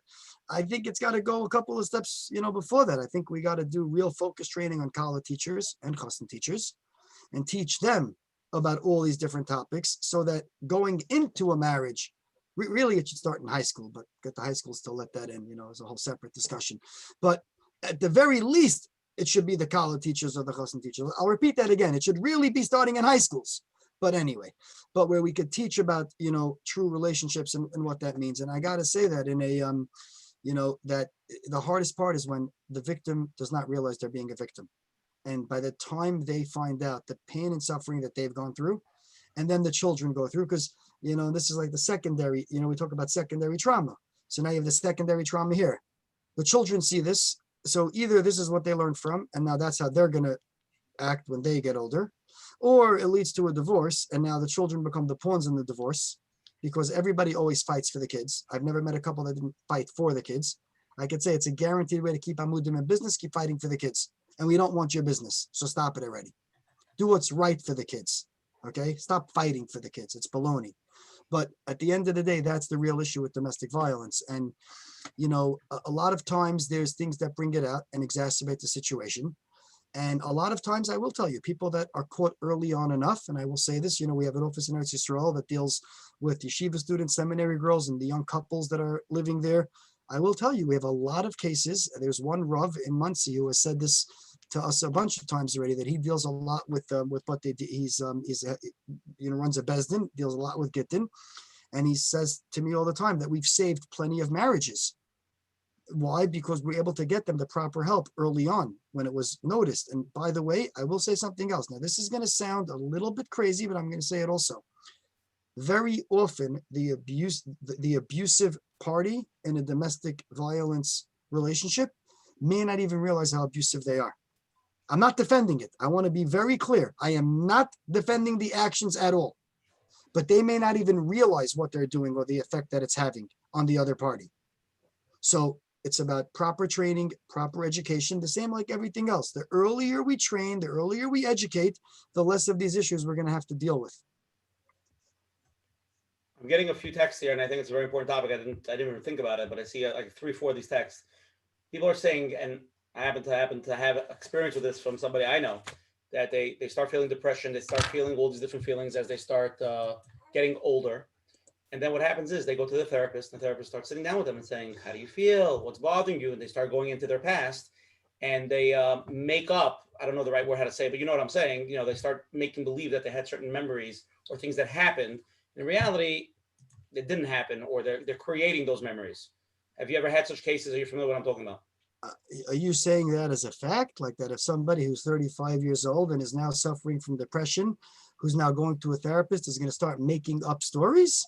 I don't know. The therapist tries to go and find out, did something happen? Did something happen to you? Again, Would have create again, you don't remember what happened when you were a kid. So this is something, that is going to be, I'm going to say, therapist specific. In other words, a good therapist is not asking leading questions. They're there to listen, not to try to extract information out of you. And I say the same thing when dealing with even with abuse cases. I'm always very careful that the therapists have to be there to help the victims heal, not to relive their trauma. So at the end of the day, if somebody's going to a therapist who's busy doing forensic questioning to get information from them about what happened to them years ago, as opposed to helping them deal with now, don't get me wrong, there's the flip side too, which is sometimes when somebody starts off going to therapy, by definition, they're going to feel more open and more comfortable, and they might start sharing things that they would have otherwise not shared. Now that happens a lot. I'll give you the classic example, at least in the frum setting, when Mrs. Cohn, I made up the name, calls up Amudim about her daughter who needs to get help, and then the daughter goes into treatment, and then 3 weeks later, Mrs. Amudim gets a call from Mrs. Cohn. My daughter is not keeping Shabbos or eating kosher ever since, we came to Amudim for help. And it's like, yes, Mrs. Cohn, your daughter hasn't been frum for 3 years because she came to us 3 weeks ago. Very often, people don't realize what's really going on, and therapy could help to deal with it. Now, if there is a trauma past and someone is suffering from anxiety and depression, that's also where you run the risk of the therapist has to be, and this is where it's key. A therapist is like a shidduch. They don't always work. So if somebody is by a therapist and after a few sessions it's not going, there's nothing wrong with trying to switch to another therapist. All too often we're getting calls, somebody was by a therapist for a year, went nowhere, all that money, and now all of a sudden starting again. I wouldn't say that therapists, as a rule, are trying to extrapolate information to make people believe and have false memories. I would find that very, very hard to believe in the big picture. But I could tell you that there are a lot of people that are adults that start struggling with depression or other things that do have underlying issues that were never addressed. And that is very, very common. So people are scared to go to therapy because that's what it looks like sometimes. Because Right. once they go to therapy, things come out. And by them, it's like, why go to therapy? And then all this stuff that's probably not true. So I'll tell you from myself. First of all, I'm proud to admit it. I go to therapy. I should have probably started many years before I started going. I actually started going after the Petira of Mendy Klein Zechron Levracha. That's what did it to me. And that was for a variety of reasons. But I will tell you that my going has helped me in a tremendously in so many other ways. That has been really amazing. And I suggest it for everybody. We'll give out free therapy for the world. No, but I'm saying the reality is a lot of us, listen, depending on our ages, children of Holocaust survivors, a lot of us grew up without grandparents. A lot of us had very different backgrounds. I mean, listen, I myself became an educational expert by attending 14 high schools in 3.5 years. There's a lot of different things that some of us were able to do better than others, But at the end of the day, the stigma of going to therapy, I think we have to thank Binyamin Babad and say that stigma is really not there anymore. I mean, what Rabbi Binyamin did in relief, at least from that component, God bless them. Okay, and so many others as well. They're coming on. They're coming on. They are coming on. Beautiful. Good people. Who, him and Duvi? Him and send it. Oh, Sender. Okay, get him and Duvi. I mean, I like Sender too, but people. Yeah, I'll call I like. I'll tell them that Sender shouldn't come Tell on. them no. Sender should come on, but bring Duvi on too. Boots on the ground. I love them all, but boots on the ground. Get people in the trenches. As far as that, and I always say it all the time. I'm proud to say that I'm in therapy, because if even one person decides to go because they heard me say it, I've already accomplished everything I'm trying to do. The fact is, and therapy could bring up issues, and it could. And you know what, Coach Menachem, you're right. And if it does, that means we got to get more help, and that's the purpose. Okay, how does one know if the relationship is an abusive relationship and needs to be reported or some type of help, professional help, like you say? or the spouse just had a hard day. So, people make fun of me, especially some of the guys I work with. I started this thing about 2.5, 3 years ago, that if I don't come into my house if I'm hungry, myself, I don't walk into my house hungry. I will go to 7-Eleven. I'll get a pre-made sandwich from Wasserman's. I live in Queens. I'll eat the sandwich. I'll have a can of soda, and then I'll go into my house. Because I know that when I'm hungry, my kids are much more unnerving for me to deal with than when I'm not hungry. Myself, everyone knows for themselves. Everybody can find their own skill set to make sure that they can walk into their house and not because they had a bad day, take it out on their loved ones. If you wouldn't eat that sandwich, would you call yourself abusive? I don't think I would call myself abusive, but I could see myself losing my temper. I could see myself getting angry much quicker. So that's what we're trying to figure out. When is it? So What's again, the red line? Define one. So the red line is something that is a very hard thing to define, especially, as I said, most victims of domestic violence don't even know that they're victims. So obviously, if someone hits their spouse, that's a red line. Obviously, if someone, does something to purposely hurt their spouse emotionally or verbally, that's a red line. Now, is the red line, I can't believe this, I had a crazy long day, I came home and there's no food, and starts yelling at them? Or is the red line something like, scream? The answer is it's different for everybody. But the truth is, whatever we could do to avoid any of those, and now don't get me wrong, couples have fight. It's human nature, but minimize it. Do whatever we can to mitigate it.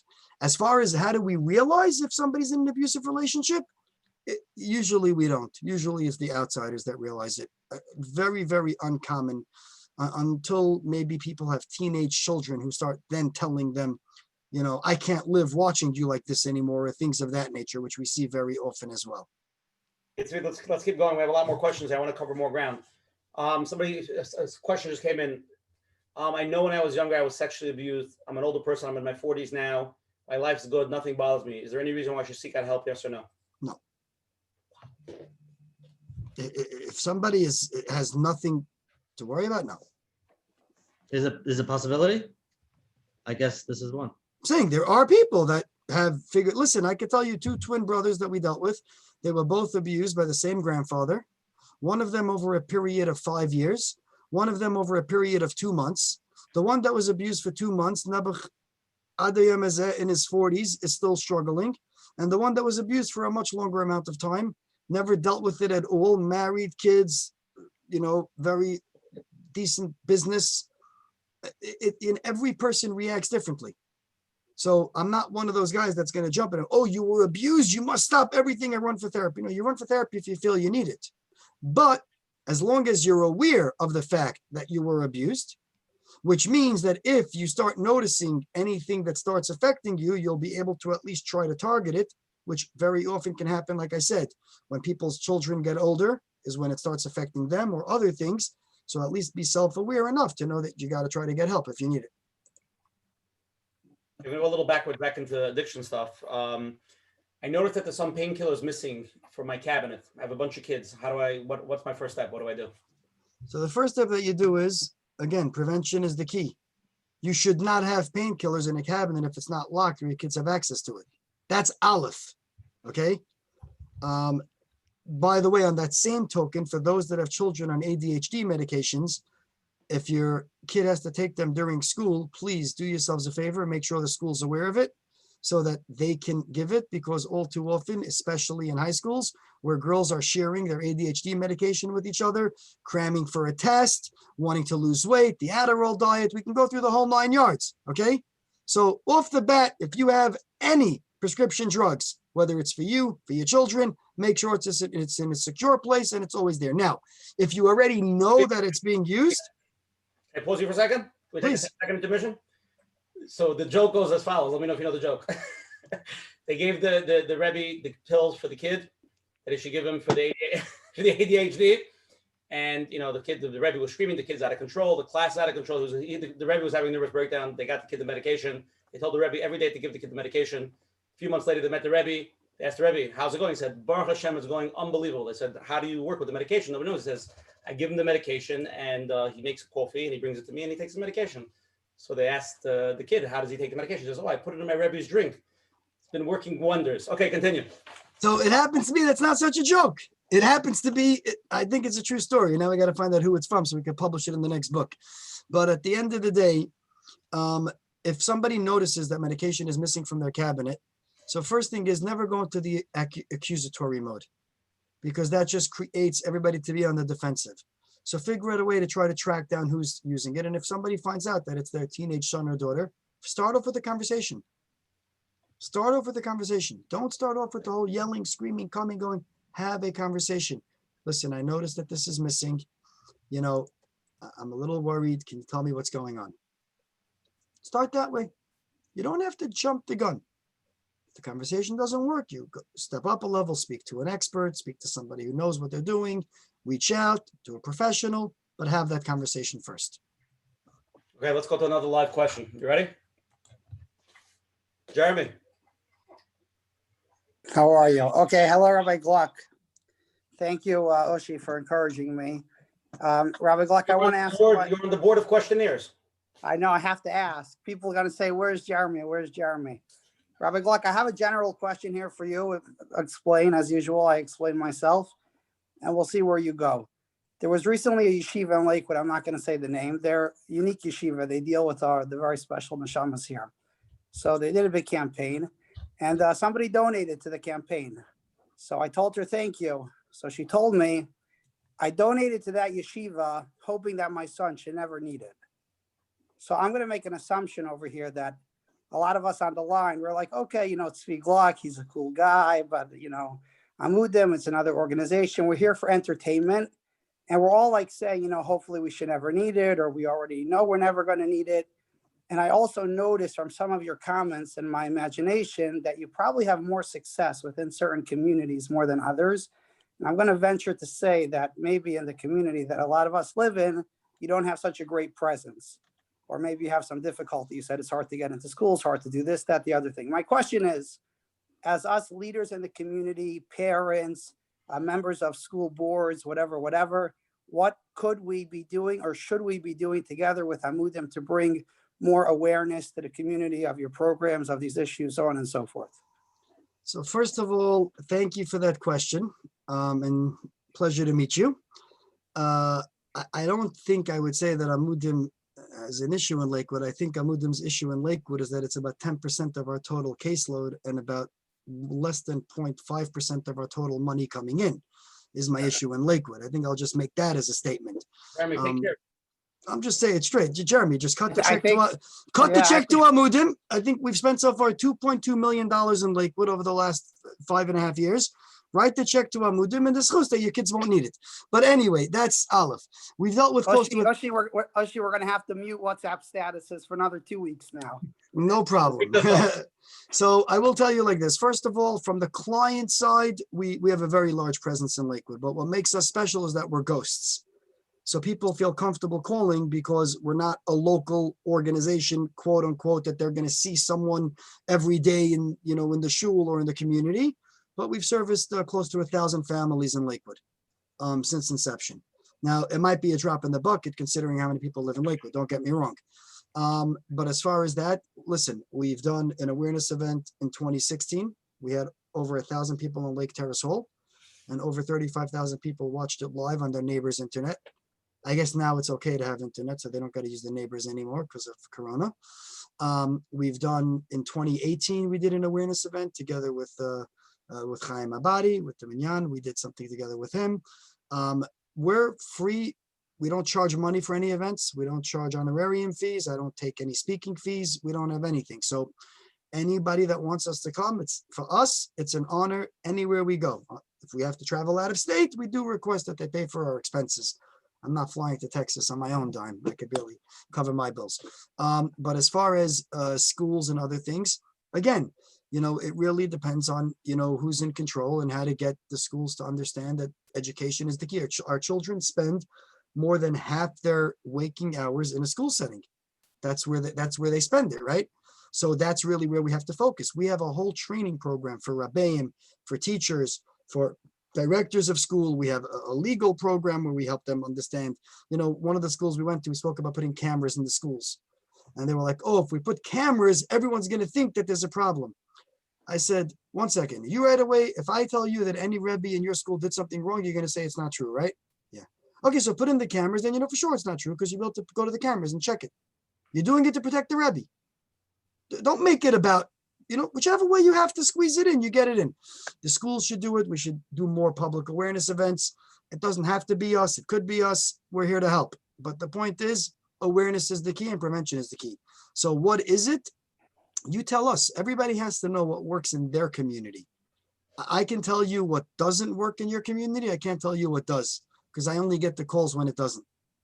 I want to ask you a follow-up question. If there's Lakewood parents who feel that this topic is more taboo in our community, or that our children are more at risk of sexual or other kinds of abuse because of whatever assumptions we would like to make about the community or its leadership, you would say that's not the case? I will tell you that is the biggest myth in the world, and I am guilty of believing that myth myself until about 4.5 years ago, when Mendy Klein, Olav Shalom, basically forced me into a mudim and making it what it became. I was in that world where I grew up in Borough Park, and this was a firm problem and a Haredi problem and a Hasidish problem and a Lakewood problem, v'chulu, v'chulu. I got to tell you, 6 years later, thousands of clients later, this issue is the exact same. Hasidish, Litvish, modern Orthodox, religious, non-religious, Jewish, non-Jewish. The only interesting place where you see a difference, and it's a slight difference, but a difference, is in what's considered an insular community. And we don't even have time now to do another poll, but I will say the following question. When you think of an insular community, please tell me, first 3 communities come to mind. KJ, Second, Scranton, where I'm from. No, I'm kidding. Kver. okay, Skver, and third. South Fallsburg? I don't know. Okay, perfect, right? What if I told you New Rochelle is considered an insular community? What would you say to me? Not my first choice, but I understand what you're saying. An insular community means where your life, your work, and your social circles revolve around the same ideals of those that you're interacting with. That's what defines you as insular. It has nothing to do with KJ, Lakewood, Skver, Hasidish, Litvish, doesn't matter. I will tell you issues of abuse, sexual abuse, addiction, mental health, suicidal ideations across the board, the same everywhere. The difference is, how do we respond to it? Are we going to be reactive or proactive? That's the difference. But I will tell you that these issues across the board, percentage-wise, I could probably show you community by community. They're all pretty much going to be the same numbers. Got it. Thank you. Thank you. I have just a few more questions I want to cover. If you have a few more minutes, I know. I'm here. I'm having oral surgery tomorrow morning, and I don't take painkillers, so it's going to be great. So to keep me up all night. You leave the Zoom on for that. How do you discourage your child from addictive behaviors when your spouse actually has those addictive behaviors themselves? So you first work on getting your spouse the help that your spouse needs, and then you can deal with the child. I told you, you can't educate a child when they see their parent doing what you don't want them to do. It just doesn't work. There's no systematic approach to it. I told you in the beginning of this, do as I say, not as I do, is not a practical, it's not a real way to be mechanech a child. It just doesn't work. Are you sort of in essence saying that if a person has a spouse that has a serious addiction problem, They have to get their spouse the help that the spouse needs so that their child won't follow suit? That's not sort of what I'm saying. let's That's take it to exactly the next what I'm saying. What happens if somebody's divorced? Their spouse has that problem. What are they supposed to do now? So again, now you're getting into a whole other topic, but if their spouse has that problem, then they have to have that conversation with the child. They have to be able to, like I said, open and honest. If somebody is going to the other parent and the courts have awarded custody in a way where they're going to be going, and that's just the way it is, then you got no choice. You got to be open you got to be open and say, listen, you might see mommy or daddy or whatever, ama, iba, whatever you call them, doing A, B, and C. Understand that this is not appropriate behavior, and just please be careful and don't get into it. Just have that as a conversation. Again, age appropriate conversation. Make sure of that, but you got to have that conversation. Somebody just asked the question here right now. How can you force someone to get help if they're not ready to see it? So I said this answer earlier. I'll say it again. You cannot force anybody to get help. but everybody has some sort of support structure around them, whether it's friends, whether it's family, whether it's a spouse, siblings, co-workers. Get the supporting environment around the person that needs help into the proper help, so that by definition, it'll filter to the person who needs it. Sorry, Yoshi, go ahead. This is an interesting question. It's coming from a teenager. You ready to go that angle? You know, I guess so. I was once a teenager too, right? I'm a teenager and I feel there's something wrong in my home. I'm not sure exactly what it is. Everything is negative. Everything we do is wrong. And when my parents comes home, everything is quiet. We're scared to talk. I don't know where to go for help. What do I do? Okay, so that is something that we deal with a lot. And first of all, I'm sorry for you that you're going through this. I would ask the following questions. Number one is, do you have a family member outside of your immediate family, an uncle, an aunt, a grandparent, a married sibling, somebody that you feel comfortable that you can talk to? Is there a close family friend that you can trust? Is there a Rebbe that you've had, or a teacher, depending if you're a boy or girl, that you feel close to, that you can address this with, to try to see if there's a way to get someone into the home to speak to the parents and to try to figure out how to create a safety plan and a proper cohesive environment for everybody to be on the same place where people can feel healthy in their home. There's nothing worse than somebody having to live in a home and not feel safe there, ever. So I would try to find any and all options and find that one person, whether it's the father's Rav, whether it's your Rebbe, whether it's a neighbor, somebody who you can trust, feel comfortable with, share these feelings with, and try to figure out how to get the parents into a room with the appropriate professionals so that we can try to deal with this. Okay, we got two more questions I want to cover because they were important. I was going to try to get to it. Let me see if he wants to ask live. Chanoch, you ready to ask live? Here we go. Okay, so thank you so much for this unbelievable, and in general and specifically, you have such vital information, sorry for my voice, such vital information on such critical topics. And over the last few years, I find that you are one of the only people voicing these important things. So those of us who are inspired by you, what can we do without having to go through what you had to go through to further this important awareness, saving lives in an unassuming way? So what do you mean what I had to go through? Like I missed that part. What did I go through? I just made enemies for the last 6 years, and I just kept making more and more enemies, and Baruch Hashem, close to 8,000 people got help. I think we've already broken that mold. You're not going to make enemies anymore. I took that burden off you. You're good. So the answer is, you daven in a shul? Yeah. Good. There's a Rav of the shul? Yeah. Good. There are Balabatim in the shul? Yep. Good. If the Balabatim, are there a few Balabatim that help support the shul? I hope so. Good. So we start with those Balabatim. Always follow the money. Mendy Klein Oliver Sholem always taught me, you want to find out where to get to the core, follow the money. You get to the answer. So you start with the Balabatim of the shul. You start with the Balabatim, the board members of the school. You go to the people who have influence, who can say, these are serious issues that we know we're dealing with. How can we better educate ourselves, our community, our loved ones? Because this is issues of Dinei Nefashos Mamish, which is really what it is. I don't think there's any way to, to say it any other way. I don't think it's going to be caught with as much, issues that we had 5-6 years ago. I mean, listen, let's call it what it is. Over the last 6 years, we've had presentations that I think 4 of the last 6 are go to conventions. 3 of the last 5 Torah Masorah conventions. 3 of the last 3 Torah Masorah presidents conferences. Saying the discussion is being spoken on the bigger playing field. It's not anymore where it was. So it's just a question of how to get it into your community, your shul, your kids' schools. I think it's possible. And I'm here to help. If I can help in any way, I'm not shy. Yes, I know that. Thank you.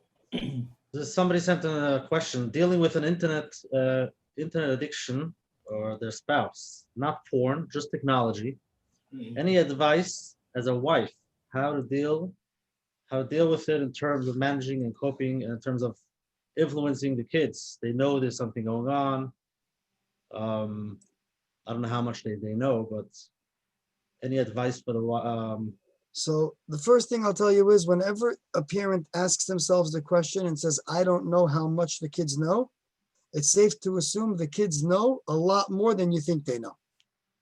This I will say really goes off the bat. Okay. Now, it's like any other addiction. Like any other addiction.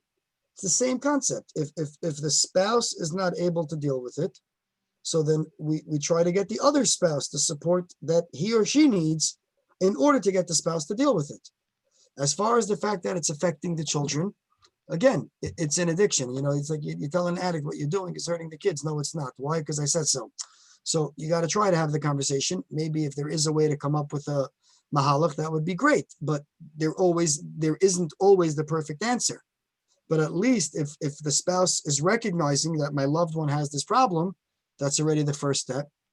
And if the loved one is not ready to get the help that they need, okay, so at least let's get the person, the other spouse, you know, the other affected party, as we call it, the help to make them help them, get them the strength to be able to address and assess this in a proper, healthy manner. As far as the children, the same thing, like I said before, open and honest. Speak to the children, say, listen, this is a problem. This is not something that we think should be going on, but, you know, this is what's happening and we're trying to deal with it as best as we could. Again, age appropriate, of course. Asha, can you throw on that last poll Last- question, please? Here we go. This one? Here we go. This one? Yep. What is the number one concern with unfiltered internet? First option, pornography. Second option, the second option, access to open information otherwise not accessible. 3, online gaming. 4, meeting boys/girlfriends or dangerous people.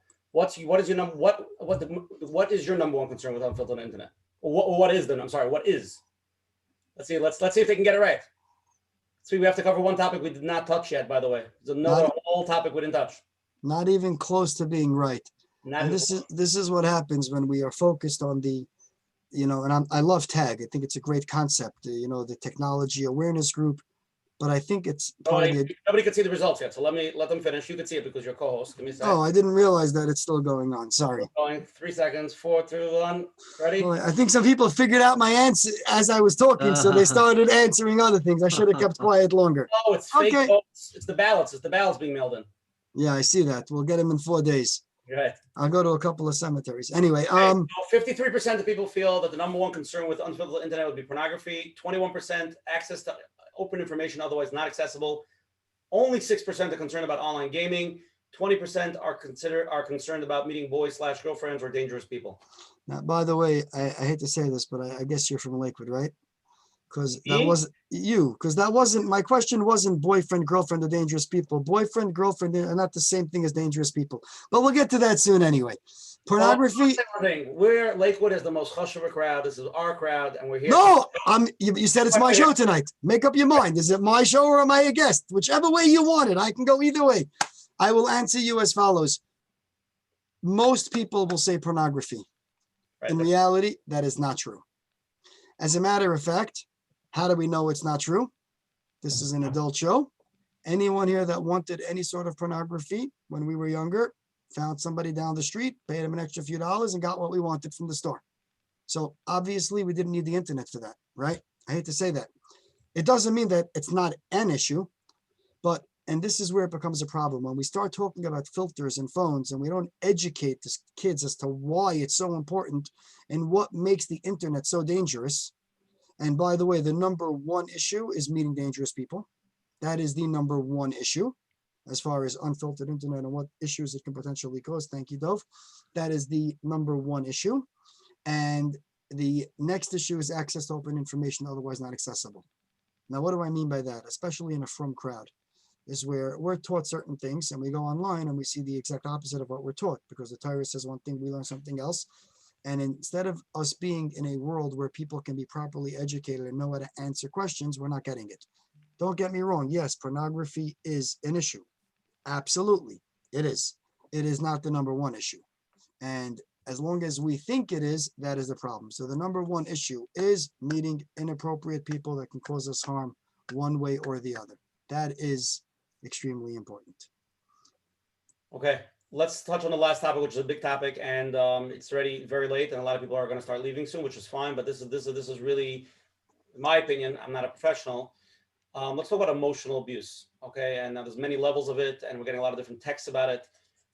We are talking about between spouses, a spouse, which is emotional abuse, and then obviously we're talking about kids' emotional abuse. Can you define what it is? What's considered serious? Obviously, everybody goes through some type of emotional abuse, right? As a parent, you sometimes communicate too loud. So emotional abuse is a very big word. Can you define what it means and explain it in more detail? So again, it's very, very, very difficult to define it because, like I mentioned earlier, with that case of sexual abuse with two twins and they reacted differently, emotional abuse even more so. No two people will react to the same situation the same way. So it's a very, very tough question to answer. I could answer the other side of the coin. The effects of emotional abuse are just as damaging as the effects of physical and sexual abuse. So it's something that people sometimes are like, oh, well, like it's not such a big deal. It's only A, B, or C. It really is. In other words, from the other side of the coin, I will say straight out that the effects of emotional abuse are very, very, very painful. They're long lasting and require a lot of work to deal with, especially people get older. Now, there is obviously a difference between what's considered emotional abuse, whether you're talking about dealing with, domestic, on the domestic side or the child side. And a lot of the topics, we kept going into both directions, but they're really very different. And we have to remember that. Because very often in a domestic violence situation, emotional abuse is a tool, is a weapon that the abusive partner is utilizing to gain the power.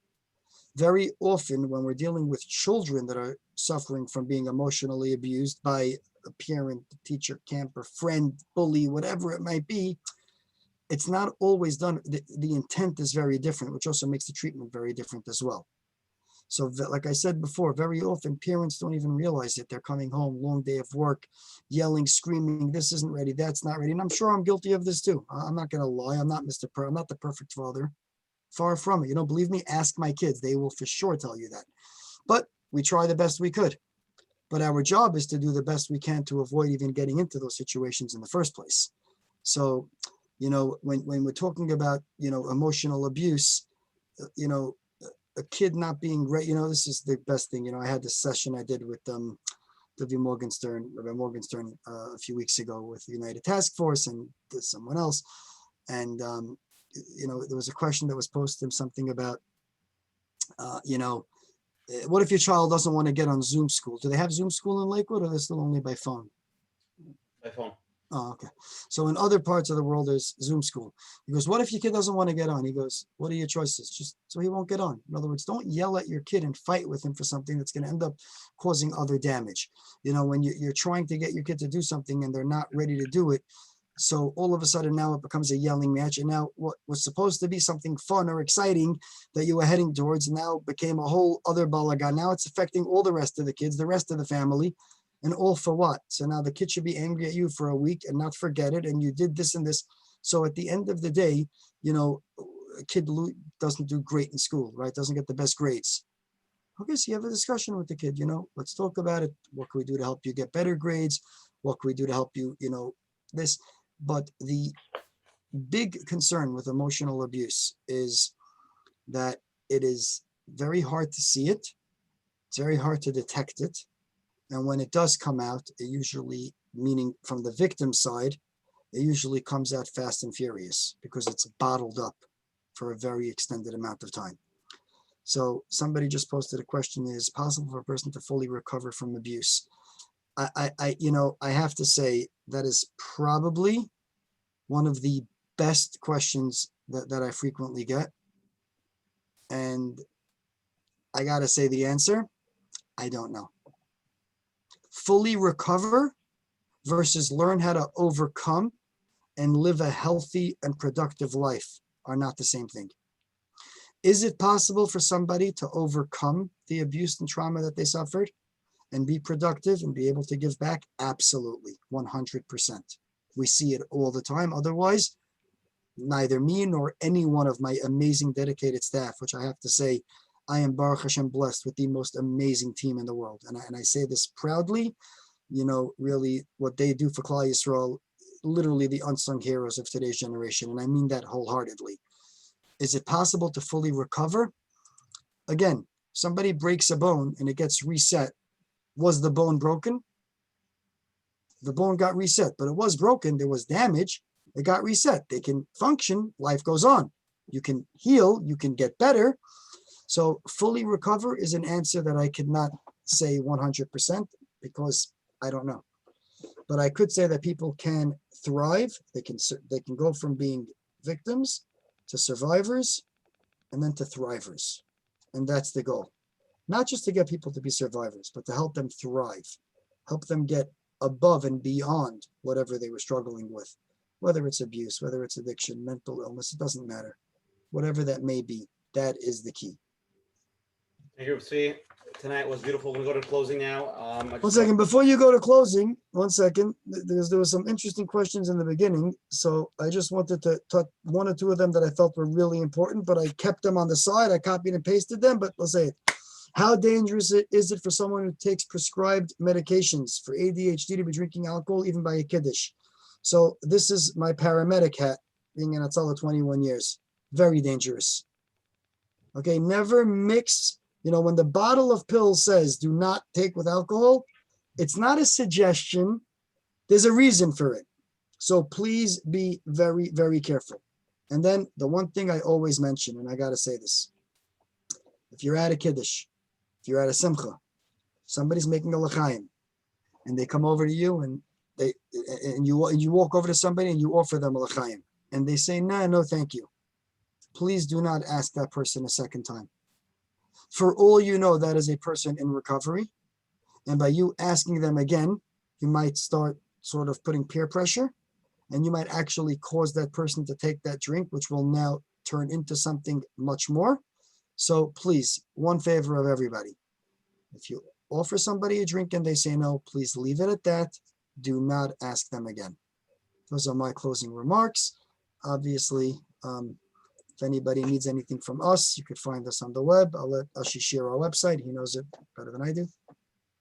I want you to also leave off with a closing note with some chizuk and what people could do when they are in situations, because there's so many questions that we did not get to. I have a lot more questions. We covered very surface material, nothing very deep, and there's a lot of specifics. So let's get to that by closing. Again, I want to thank Tzvi Gluck for coming on tonight from Mudim. Gave everybody tremendous chizuk, awareness. Again, after this weekend that I spent with so many hundreds of parents who are dealing with such issues, it's the numbers are staggering. And the reason why I asked you to share the numbers in the beginning of the program, because people think this is very not so common. It's more than you think. And if people would be aware of that, it would be very helpful. And the reason why we want to discuss it and talking about these things is that we should have awareness and people should know that this are serious situations and what we could do.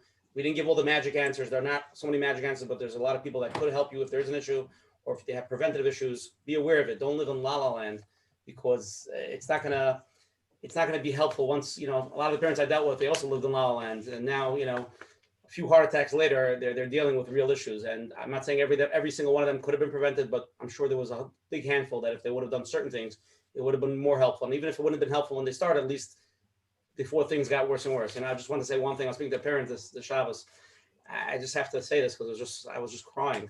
This parent who gave everything for their kid from little kid, from 11, 12 years old, they started drinking, and that turned into marijuana, that turned into cocaine, that turned into this, that turned into that. And the parent did so much for this kid, from rehabs to flying them to everything. And then I spoke to him, and he's so happy. He's so sameach with his situation today. So I said, wow, it sounds like your kid is really recovering. He said, no, my kid's not recovering. My kid's actually getting worse. I'm there, I'm holding my hand and have a relationship with him. But the fact that there's people going through this, and these are regular people in every single community. I saw it. I was there. I could not believe it. So it's really your neighbor down the block. It could be your cousin, it could be anybody, but people are going through it. And we have to really wake up and smell the reality and get the help now and be aware of it, and don't live in this world that doesn't exist. Again, tonight's show was sponsored by Lakewood Friends of Tzvi in honor of all that he does for Klal Yisrael. I got to know him a little bit. As people tell me he's coming to the show, I heard stories. So yeah, I'm not giving you the hesped now, but you got it. Emes is Emes, right? You do good. You got to know about it. Next Sunday, we're going to have an amazing program. It's Shem Manis Friedman's going to come on. If everybody knows, he is Avram Fried's brother, Benny Friedman's father. Tremendous speaker. Obviously, he has about a few thousand lectures on YouTube and all over the place. He's going to talk about a little bit about marriage, Shalom Bayis. We're taking a little bit different, a little bit more of the comedy of Shalom Bayis. It's going to be a very amazing program. And everybody join. I think it'll be very helpful for everybody. And again, tonight's share is all recorded. It's going to be up on tomorrow on Coach Menachem's website, which is menachembernfeld.com. Any questions, please email coachmenachem@gmail.com. So you want to give an email address if people want to reach out to you? So I actually just posted it in the group. It's zgluck@amudim.org. I will do my best to answer. I cannot promise I will get to it as fast as I would like, especially after these events. Sometimes they come in a lot, but I do want to say, depending on the feedback, it was an honor to be here, and I would be more than pleased to do this again sometime. That's you guys. One sec. Again, tonight's share number 28. Any of the pre-recorded stream, if you want to listen to it, you can go to Menachem's website. It'll be on YouTube. You can call in. The number is 732-924-8464. Again, a special thank you to all the advertising sponsors: Lakewood Scoop, Chazak, Rabbi Yaniv, and Chayla Kaufman, and Shmuel Summer for JCN. Coach Menachem. Yeah. Let's give some closing remarks. Thank you, Reb Tzvi. Thank you, Reb Usher. So, like you said before, tonight we had a lot of awareness, and that was the goal. We weren't discussing how therapy helps and what the therapy is going to do. That's a different pasha. But really, what we're looking for is, like Reb Tzvi mentioned, that we just need to be a little bit more aware of what's going on, and like everything funnels down to Tzvi, but everybody, other people could say, let's hope for the best. And I think it did help for me and Usher. We spent the past Shabbos by the Shabbaton of Kesher Nafshi, which it's amazing to see how the parents are actually doing the work, which is very hard when you're up to that stage. But if we can be aware and be proactive to know what's going on and to try to do whatever you can. And again, it's bringing out the awareness and the courage to have those open talks with your kids or spouses, whoever you have to, or to actually take that phone and make that call if you need it. And I think a lot of people were a little scared when the question came in about fully recover. We're not looking for fully recover. We're looking like Reb said, looking to live and thrive. And if you went through certain things, it's a journey. And you got to do what you got to do to thrive. And I just want to mention, there's somebody that reached out to me that he actually went through all of this and took the koiches and he made a blog. If you can go, it's neversurrenderblog.com. And there's a lot of chizik over there. And basically, for those who do need it, for those who are in therapy, those who are working hard, will they be able to recover fully? That's not what we're looking for. It's hard work, but we could continue no matter what happens. So again, that's neversurrenderblog.com. And Hashem should give everybody koyach and be aware, do what you have to do. And the Mitzvah Hashem should be able to be proactive and prevent so that the numbers go down, Mitzvah Hashem, so the schools can stay open.